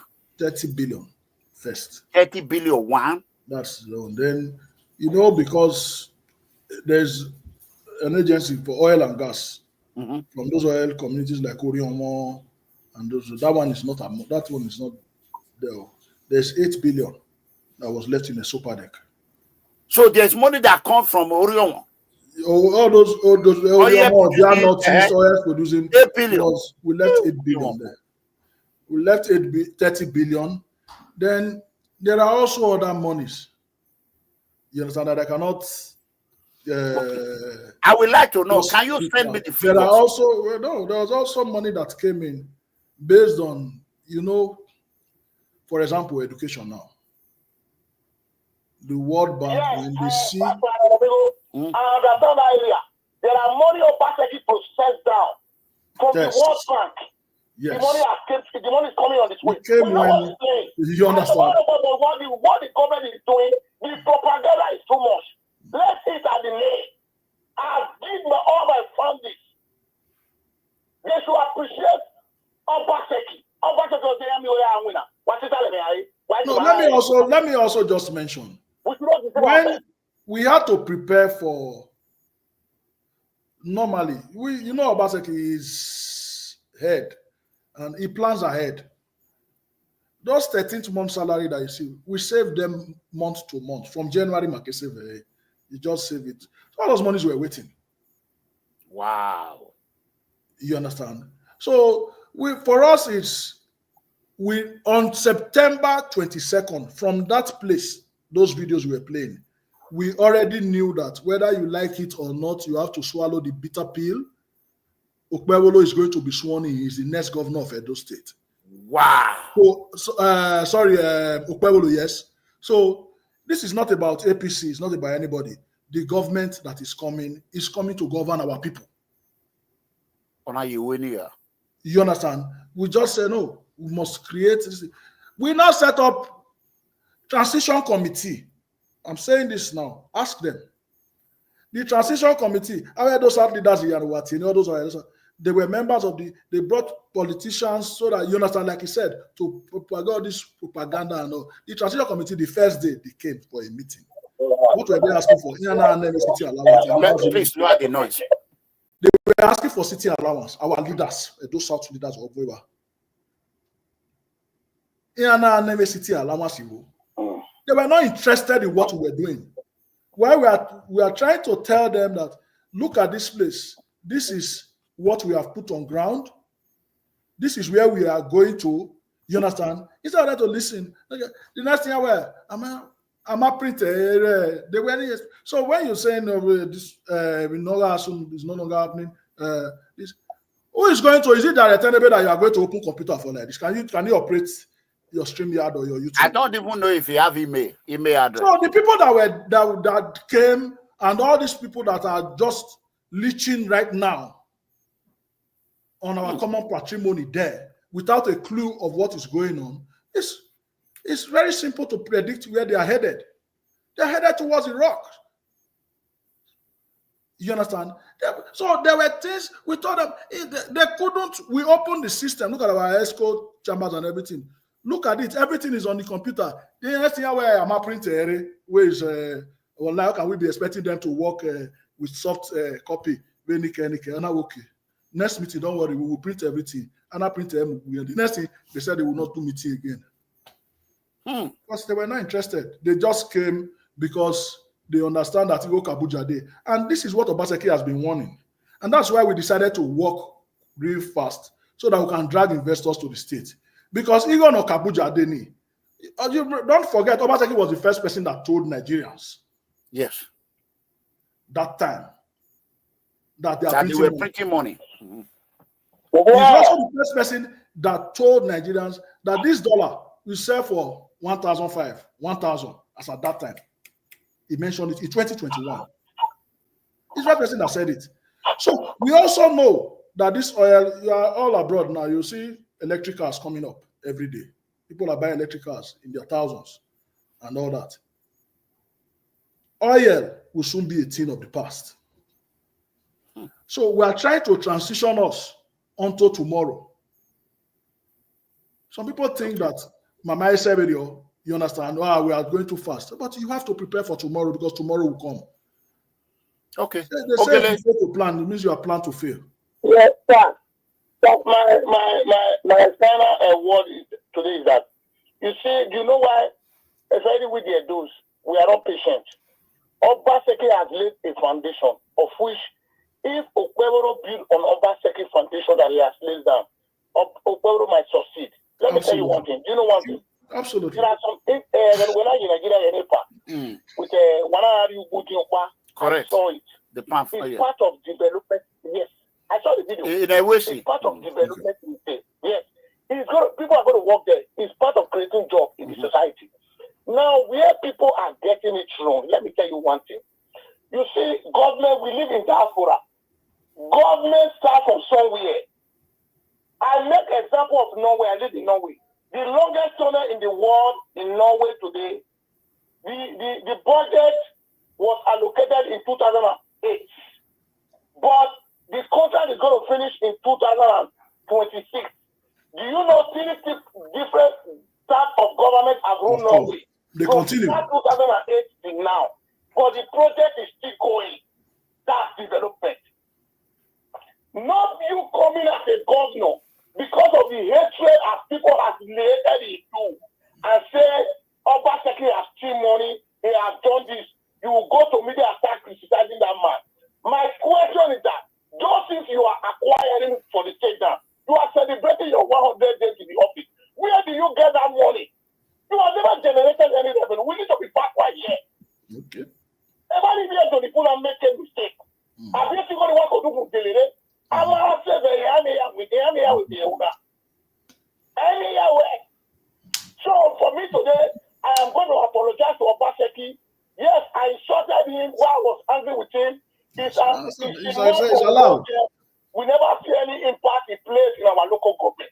But I come and realize one thing. Every governor, now the state revenue barrier, Doctor just explained everything to you. Like what a Shomole did. If I know Shomole is your farm, but Shomole created a huge mess to the state of which people don't understand. You said you want to probe Obaseki. If you are probing Obaseki today, how are you going to do a Shomole? They are not. They are planning. They are planning. Jared Telebe and others are the one leading that. They should know Obaseki is smarter than them. And what? They can't find anything. They cannot find anything. If you are probing Obaseki, you are probing Oshomole. Where is Obaseki covered Oshomole? Every year here, you have media. There are a lot of mess. To start it for Oshomole to acquire that mansion, Oshomole is supposed to go to jail. Where does he get that money from? To start it. Every mansion boy away. Oshomole takes my brother, money to go to university in Ogele, you know our problem. You know the problem I have when we mention Oshomole. We should not shield the Southern leader who have failed, who Oshomole that power. Yeah. We should not be blaming Oshomole. The Southern leader, all those vultures, Abu Guni, If Obaseki was a corrupt man, I think you go no control the state, I have been those back because he going like he was like a corrupt man. Or need the decency. Also, my because if you want to attract those people to your government, you must invest money in it. Let's be frank. You go like. Even a state of development they just want their own. Okay, I think Chief of Staff have tried. Chief of Staff, 3 hours over 3 hours. You sure you still want to hang around? Let's round off, please. Okay. Yeah. You know, as we're going to be here, I want an appointment. Yes, what I'm saying is that. Okay, thank you very much, Wesley. I am begging from your platform today, sir. We should all try to support our own, no matter what happens. Okay. We should not be having hatred for our own people. Give us 10 minutes if that is fine. That's right. Okay. Okay. God bless you. Thank you. Let me quickly round this up because he have already overtried. So, Chief of Staff, God bless you. You have overtried 3 hours plus. You know, as an independent APC card carrier, yes, a lot of people don't know the meaning of independent. Yes. When I say independent, they will say, where are you? They can say, well, please, as a doctor, you are a PhD holder. You are a politician as well. Can you help me educate the viewers the benefit of independence? Thank you, mega comrade. Thank you for everything you've done today. And I want to thank also all the callers and everybody. I want to thank you particularly. Why? For bringing independence to light in Nigeria. I think since I've been watching politics, at least I became an active politician when I got into the House of Assembly in 2015. I don't think I've heard, except in America or in the Western world where you hear independence, but at least you have brought it and you keep on repeating it. So our people are getting to know what independence is. I'm very happy because a lot of people are outside, majority of the people actually are outside the party bracket because of the way politics have become toxic in Nigeria. So people will talk and say, I beg. I'm not a politician. I don't want to do politics. But we see it's part of the problem that has put Nigeria where we are today. So a lot of people now prefer, you have more people under the independent bracket. And so it's what gave rise to the obedience. Those obedience, they don't belong to any party. They are independent. And you see what they did in 2023. There are more independents than all the political parties are there together. Correct. Independent gives you the laxity, in engineering we call it clearance, for you to be able to talk the way you want. I should not belong to APC or I don't belong to PDP. I was an independent when I came into politics. But since there is no, in our electoral laws, you are not allowed to run, you must join a political party. I joined the APC. And it was a platform with which I got into the House of Assembly, became special advisor until Oshomole decided to drive us from the party. So we want to thank you for keeping on, drumming the independence into our ears to tell people that, look, we cannot stay outside. And you guys in the diaspora, I want to thank all of you because without you, Edo will not be what it is today. Oh, thank you. Wow. Because we know the indices, we know the numbers. What you do for our economy is over 50% of what the government does. Your remittances, I can tell you, I was chief of staff. What you send home and how you direct your people to vote, if not for you guys, I don't think any black place will be habitable for people. And we are begging you, please, get involved. Talk to your people. Because you wield a very, very strong tool and influence over them for them to do the right thing. And I know all of you, so most of you, with your outreach and others, you told the people to vote for OSAIGBOVO. That's why OSAIGBOVO got the majority of the lawful votes on that day. So please, I'm begging you, do not rest. Let them participate even as independents. When it gets to the final day, independence decides where they are going to vote. And that's how Edo has been going. So they should understand. All those people that say, who are the obedience? The obedience were independents. That were saying, no, we must change the status quo. It's not this way. It's not that. This one, we know him. This one will do well for us. And they took everybody to the cleaners in Edo and the whole of Nigeria. But we know what happened in the elections. So Wesley, thank you.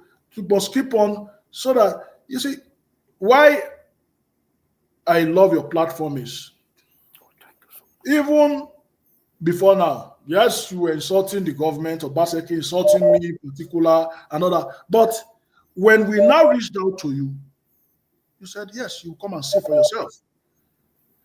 That is how an independent operates. So that you see for yourself, and then you will be the judge to say whether, and when you saw it, you came out to say, it is not what I said. And look at Ogele, and look at the way he's passionate about Edo South. I hope our leaders were this passionate. We won't be where we are today.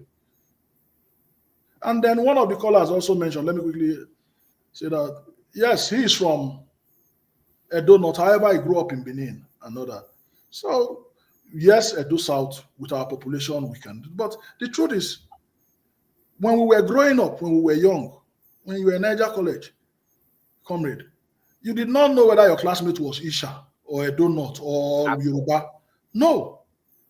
They were our brothers and sisters. That is how we saw them. That is how we saw them, and we trusted them. Some of them, you give them your money to hold. Some of them, you give them your water. And growing up, I remember how we used to carry rice on Christmas Day from house to house. They bring from those houses. We eat together. Nobody was worried about anything. So we also felt, Obaseki felt that, look, to be honest, we cannot afford not to, except to say there's no fairness, equity, and justice. We should give these guys our brothers, except we're saying we are not one state anymore. And as far as we are concerned, they have not created another state out of Edo. That's why we said, let's give these people this opportunity. But today, the same people who gave the opportunity, look at the way they are treating the Edo South, because Edo South leaders have decided to be rudderless and shameless. It's a pity. But you know what? I have news for them. We will not let them drag all of us down. Amen. We will not allow them to drag all of us down. I'm we with will you. not. If you have given somebody a leadership task and it has failed at it, what do? You take the bulls by the horn. That's right. With people like you, Ogele, and others, and we must also understand something. There is no only one person cannot do it. That is what Obaseki taught me. It takes a collective effort. It's about we. You go and watch Obaseki from day one. There is no place he said I. It's we. Correct. It must be the collective. So if you see people disagreeing with me, people saying things and others, just know that it's those people that you are used to saying I. We don't accept it where we come from, because I cannot do it alone. Correct. But with you, with Ogele, with every other person in the diaspora that is forward driven, you that is doing this now, are you expecting any material gain? No. You are a United States citizen. You can say bullshit. Fuck it. Why do what you like? It's the American way. But no, you still take interest in the affairs of what is going on back home. When we went home, we went to your place. The vigilante people that were in your place, you were the person funding them. When we were in your house, we were upstairs in your house in the village when the vigilante got information that they have kidnapped some people. Correct. Along the road. I know how much you gave to them right there, that they should go back.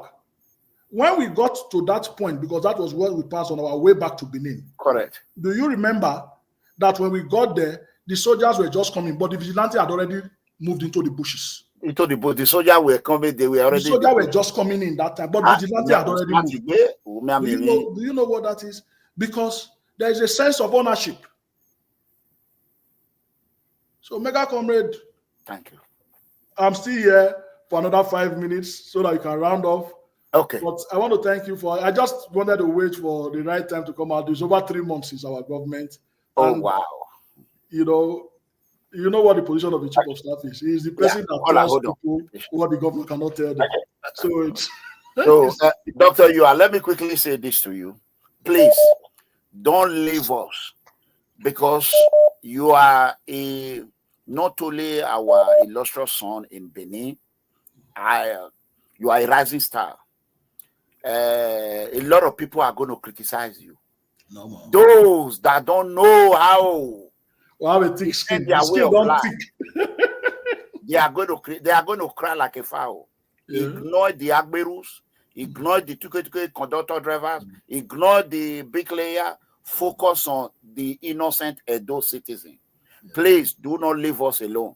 Tell Governor Noel Obaseki, tell him, I will put a speaker in my head to look for you.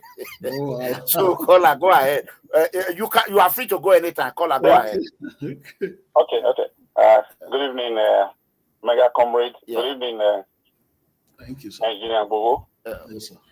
I just want to say that this is Austin. I'm calling from Lagos. Okay. We saw you on that collation day at INEC office at the collation center, like an Iroko tree, standing alone, but holding your own. We are proud of you. Thank you, sir. However, this evening, because you have already stayed very long, I just want to say there is this news that MOA is going to be converted to a health center. Just for our information, please tell us about MOA. What purpose was it for? How was it funding? And how will it be if it is converted to a health center, and even the practicability of that? Thank you. Thank you very much, sir. Well, MOA, His Excellency, actually before he became governor, has been someone with a passion for our artworks, our Benin works.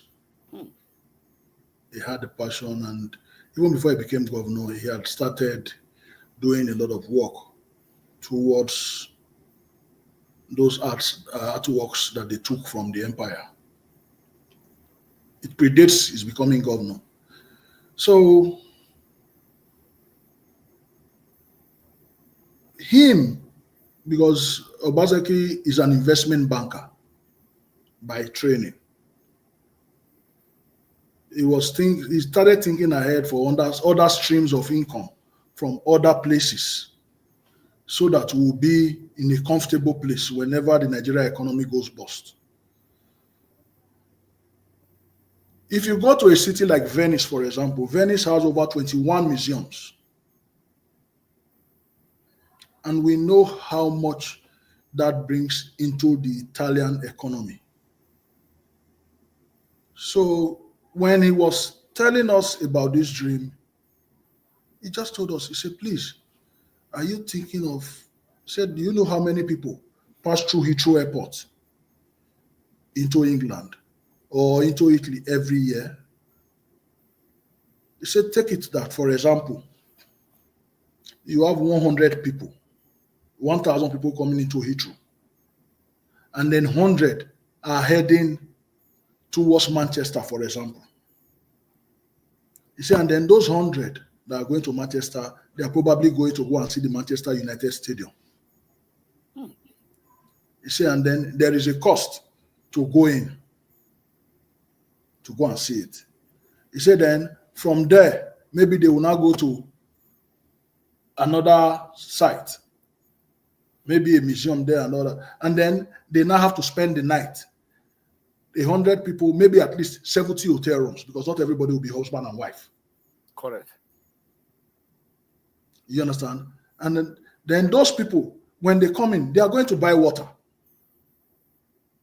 So you imagine the ripple effect of how that economy is going to, and then you have those 100 people every day of the year. That's another fresh 100 will come tomorrow, because you know how it is here. Everybody's coming to this. So if they spend 2 nights, for example, they are spending 2 nights in the hotel. They're paying, they're booking. You understand? They need to hydrate, they will eat, and all these things, you know.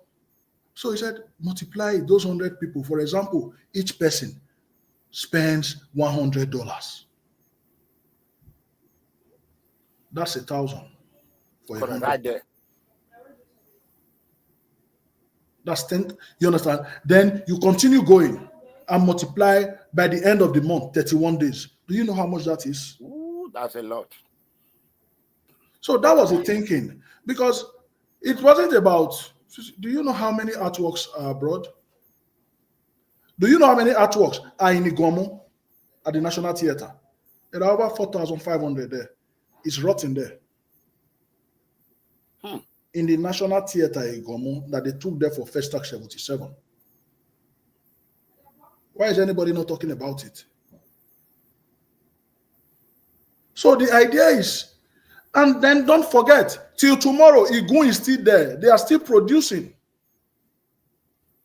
So the idea was, let's have, if it's possible, there's 100. Let there be 100 museums. And then it's helping our bottom line as a state, revenue-wise. That was the idea behind setting up MOA. And don't forget, MOA is West African arts. It's not only Benin art, only Nigerian art.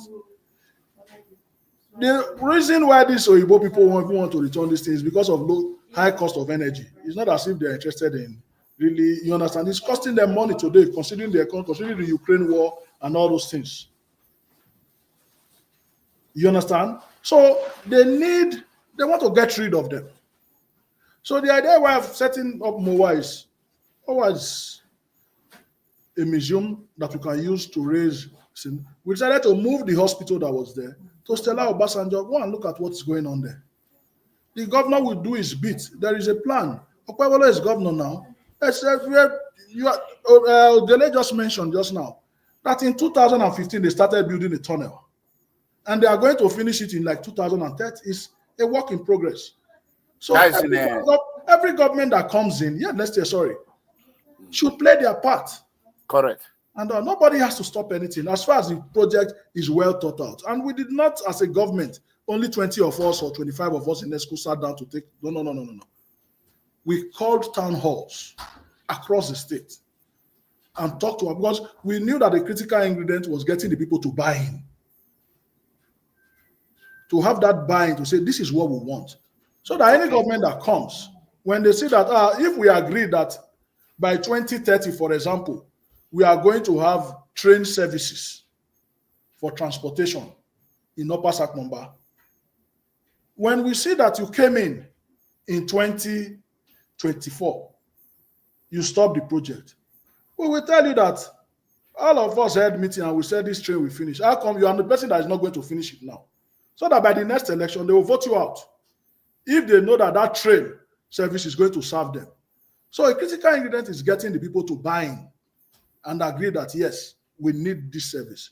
So that's what I have to say about MOA. All right, thank you so much. Arts, there are, among the stuff that they are returning, are even terracotta, other things from across West Africa, even from Ife. They agreed to return them back to Benin. So maybe Ife tomorrow will decide to build his own museum, and then they can come to Benin to take theirs. The people from Ghana could also come. Just Museum of West African Arts.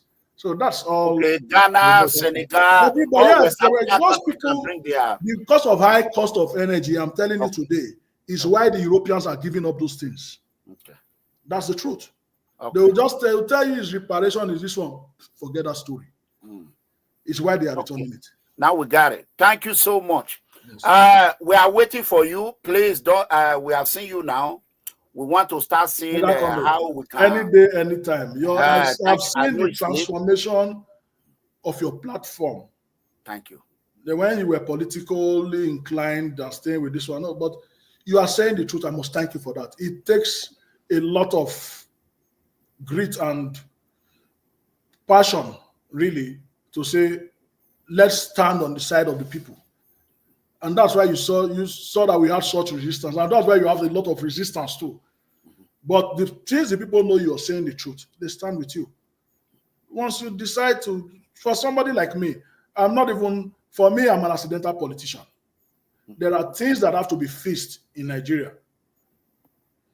Like you see, Dele Farotimi, why are they fighting him? It's not, leave all this smoke screen. Because Dele Farotimi is telling people that there should be no election in 2027 until they do the right thing by having electoral reforms. Because if they don't have electoral reforms, they will continue to write results. And that brings me to the part I mentioned that we should talk about collation. In the United States and other countries, people do their elections from state to state. Am I right?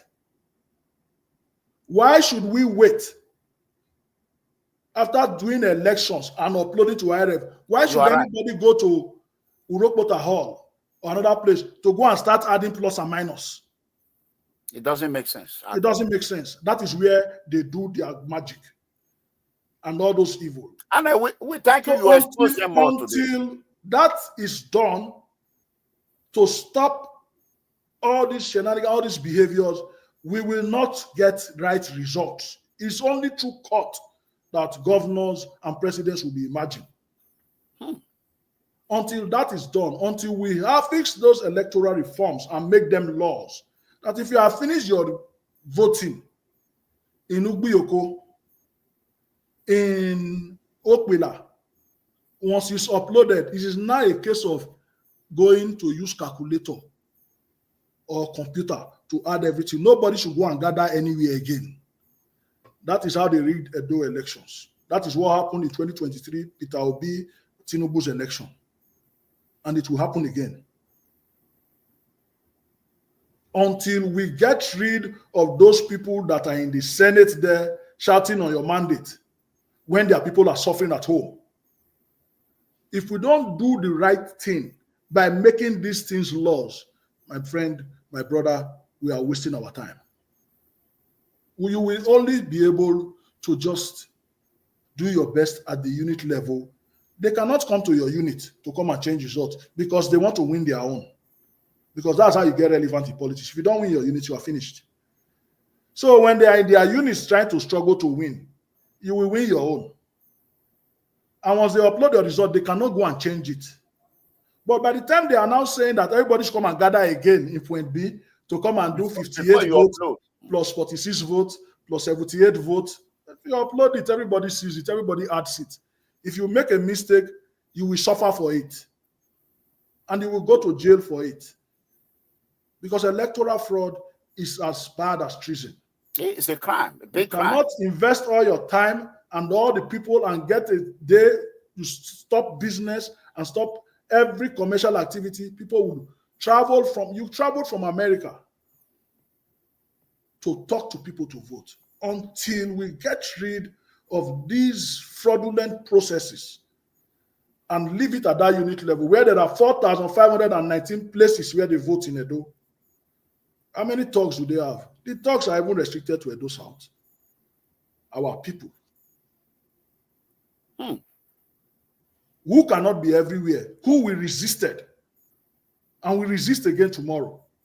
If not for them aggregating all the police in the whole world and the country, the soldiers and all, to drive everybody. I was the only PDP personnel in that place for over 14 hours. But I had to say the truth. And it's on that plank. You see all those are the documents that you were just now. We had it less than 25 hours after the election. That's why I could speak to them. And that's what's in court. Thank you, Mega Comrade. Thank you so much, Dr. Iyoha. Thank you. I appreciate it. Thank you for coming. Yes, so sir. I hope to see you next soon. Please extend my warm greetings to the governor. Thank you very Tell much. him that I want to see him. Ex-governor. Ukpewolo is governor now. We hope to watch him on your platform soon. No, Obaseki. Ukpewolo is the governor today. He will come, don't worry. Eddie! You have friends there. Tell them to bring in. All right. At least we have been speaking. Hold on. Somebody want to appreciate you. Hold on. Let me turn the speaker on. Hold on. Hello, Loma. Hello. Can you hear me, sir? Yeah, go ahead and start all over. Nobody will hearing you. Okay, Chief of Staff, are you hearing me, sir? Yes, sir. Thank you, sir. Go ahead. Okay, Chief of Staff, I called purposely because I want to appreciate you. Thank you. Just to say thank you to you. After all, our mega comrades have done criticize you on social media, you still find it worthy and invite him to Benin to come and inspect the project of Governor Obaseki. That shows that you are a good man with a good heart. Thank you. I really appreciate you, sir. Thank you. Thank you so much, and may God bless you, sir. Thank you. So that is just all I want to say. Just to Thank appreciate you very much. Thank you very much. Loma, don't go yet. Chief of Staff, bye-bye. Loma, don't go. Thank you very much. All right, Chief of Staff, bye-bye. Bye for now. Hello, guys. Loma. Sir? People like him make me happy. We still, even more. We still have children in the Edo South. People like him, that tomorrow that will stand for us. If not, all this our leader before both PDP, APC, it be done over for you. Take me money. Yeah. Edo South. Okay. Go ahead. Okay. But the only thing I want to say is that, okay, for the 8 years that Governor Obaseki governed those states, where are the people from Edo South that they lifted up? We are hearing of their names. So where are they? They went to APC to go and eat Okpeworo. People, example, Senator Maturowide. Okay. Their area why they move here and there. Okay.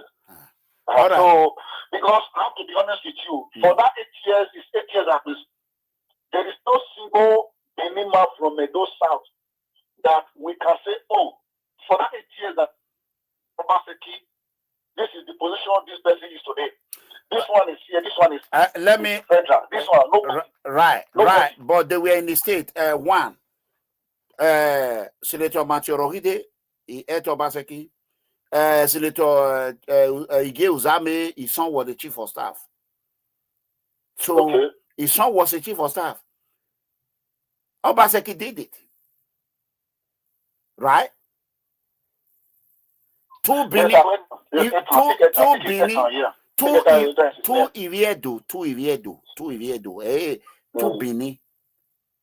But today, Okpeworo is the governor, but Afema is the chief of staff.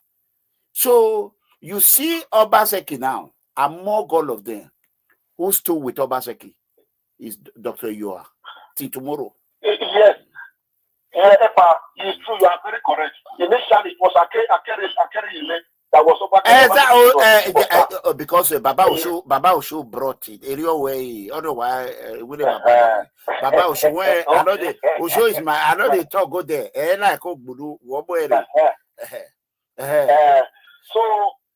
but I just called because that chief of staff, the way I saw him. The reason why Obaseki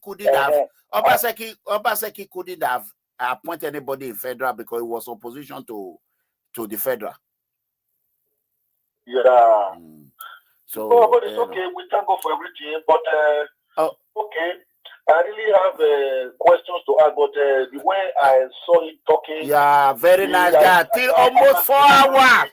4 hours. I can see that.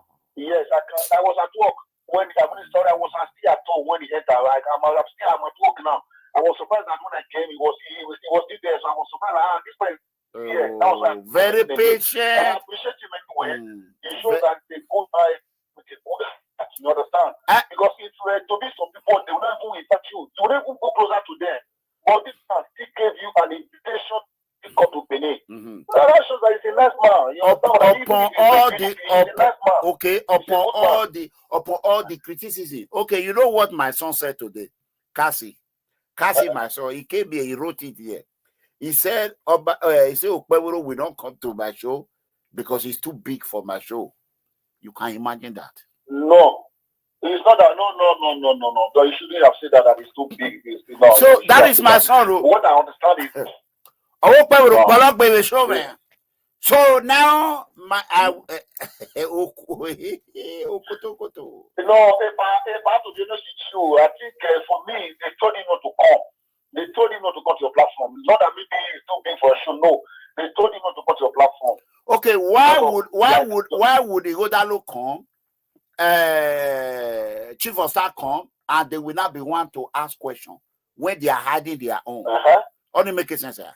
That is, the reason why they said they should not come was because of doing that campaign. Like, I don't want to go further because it's probably. I think you're still online, right? No, yeah, it's not because of campaign, because it's me and Okpeboro, we agreed because he could not download Facebook. That is what he said. I know, yeah. But that's right. No, there's no other thing. There's no sugarcoating. He could not download Facebook. I was told to protect Okpeboro. So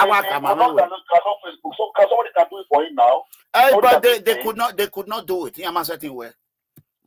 That is the fact. So I appreciate those. All right. Thank you. Let me not put you in. I really appreciate him for at least for still drawing you closer to himself. After all the bashing on social media, it shows that he's a nice man. He's a man with a good heart. You understand what I mean? So that was why I said, let me come to appreciate him. You're the smart. Yours because of that. Very nice.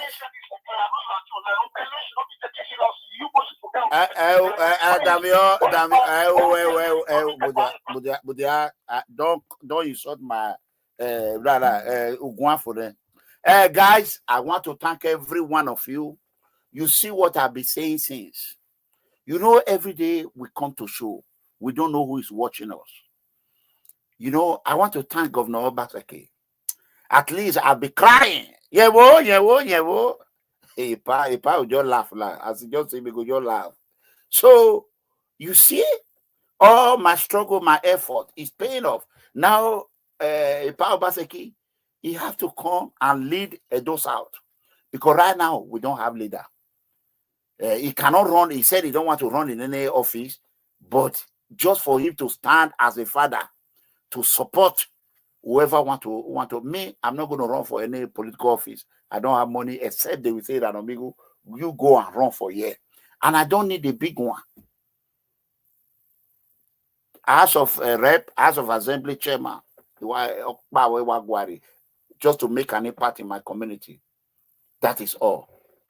So, it's a power O2 TV give. So, as Okpeboro continue to patronize the Lagos media, Lagos media should be promoting Okpeboro. So, because I saw him in Shehu, but Shehu did not vote in Edo.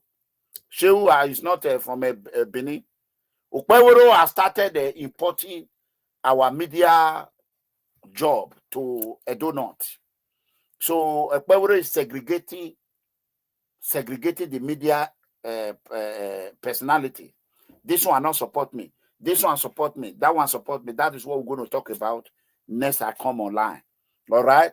So it's about 4 hours now. I love you. I want to thank. Wow, we still have about 1,200 people watching. 1,212. Thank you so much. Please like my page, subscribe to my page. Please, I'm begging you. If you're on YouTube right now, before you get out of this show, please just click on it. It has nothing to take away. Look at me. I'm too old, though. I'm doing the work young people should be doing. Make your money. So I have tried. Destiny, my love. Thank you so much. Modokundia, my love. Thank you so much. Wabungbevan. So Shani King is missing. We did not see Shani King. I want to thank everyone that shared my video and others. He said Okpeboro does not. He said Okpeboro does not like Edo South. He said you are happy with him. That's fine. We know that. We know that now. We know that now. But he like Edo South to use them for Agberu. So, you know, Loma, my love, thank you so much. Loma, Ukpewuro son, Ukpewuro don't like us. He do not like Bini people. He really showed that Ukpewuro hate us. Because if Ukpewuro did not hate us, Ukpewuro have no reason to say where he cannot speak to Edo people in this significant platform. Instead, he went to Shehu. Shehu! Many people, you see. So we want to extend our invitation to His Excellency Governor Norwegase Obaseki. That is the next person we want to see, so that you know, if you all agree that Governor Obaseki should come, because it's ready this comment, you all should write. Just write it there. We want Obaseki. If you don't agree, just say don't come. Let's go. As you people are doing that, let's be playing this. This is how they rig the election. Give him the mic. Somebody to help.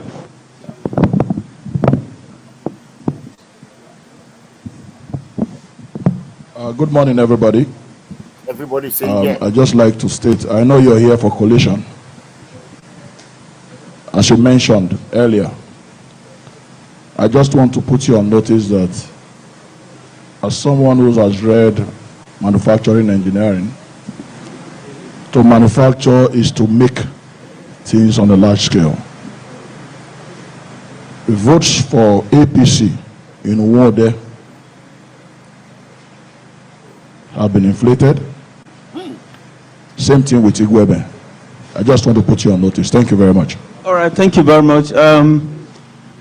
Please, do you have something different? See that? Well, I am representing APC. All right, sir. The votes, as announced, are the proper vote casted and are the correct votes. So I don't know where... Thank you very much. Thank you, sir. Thank you very much. Any other comments? So please, Collation Officer LGA, please.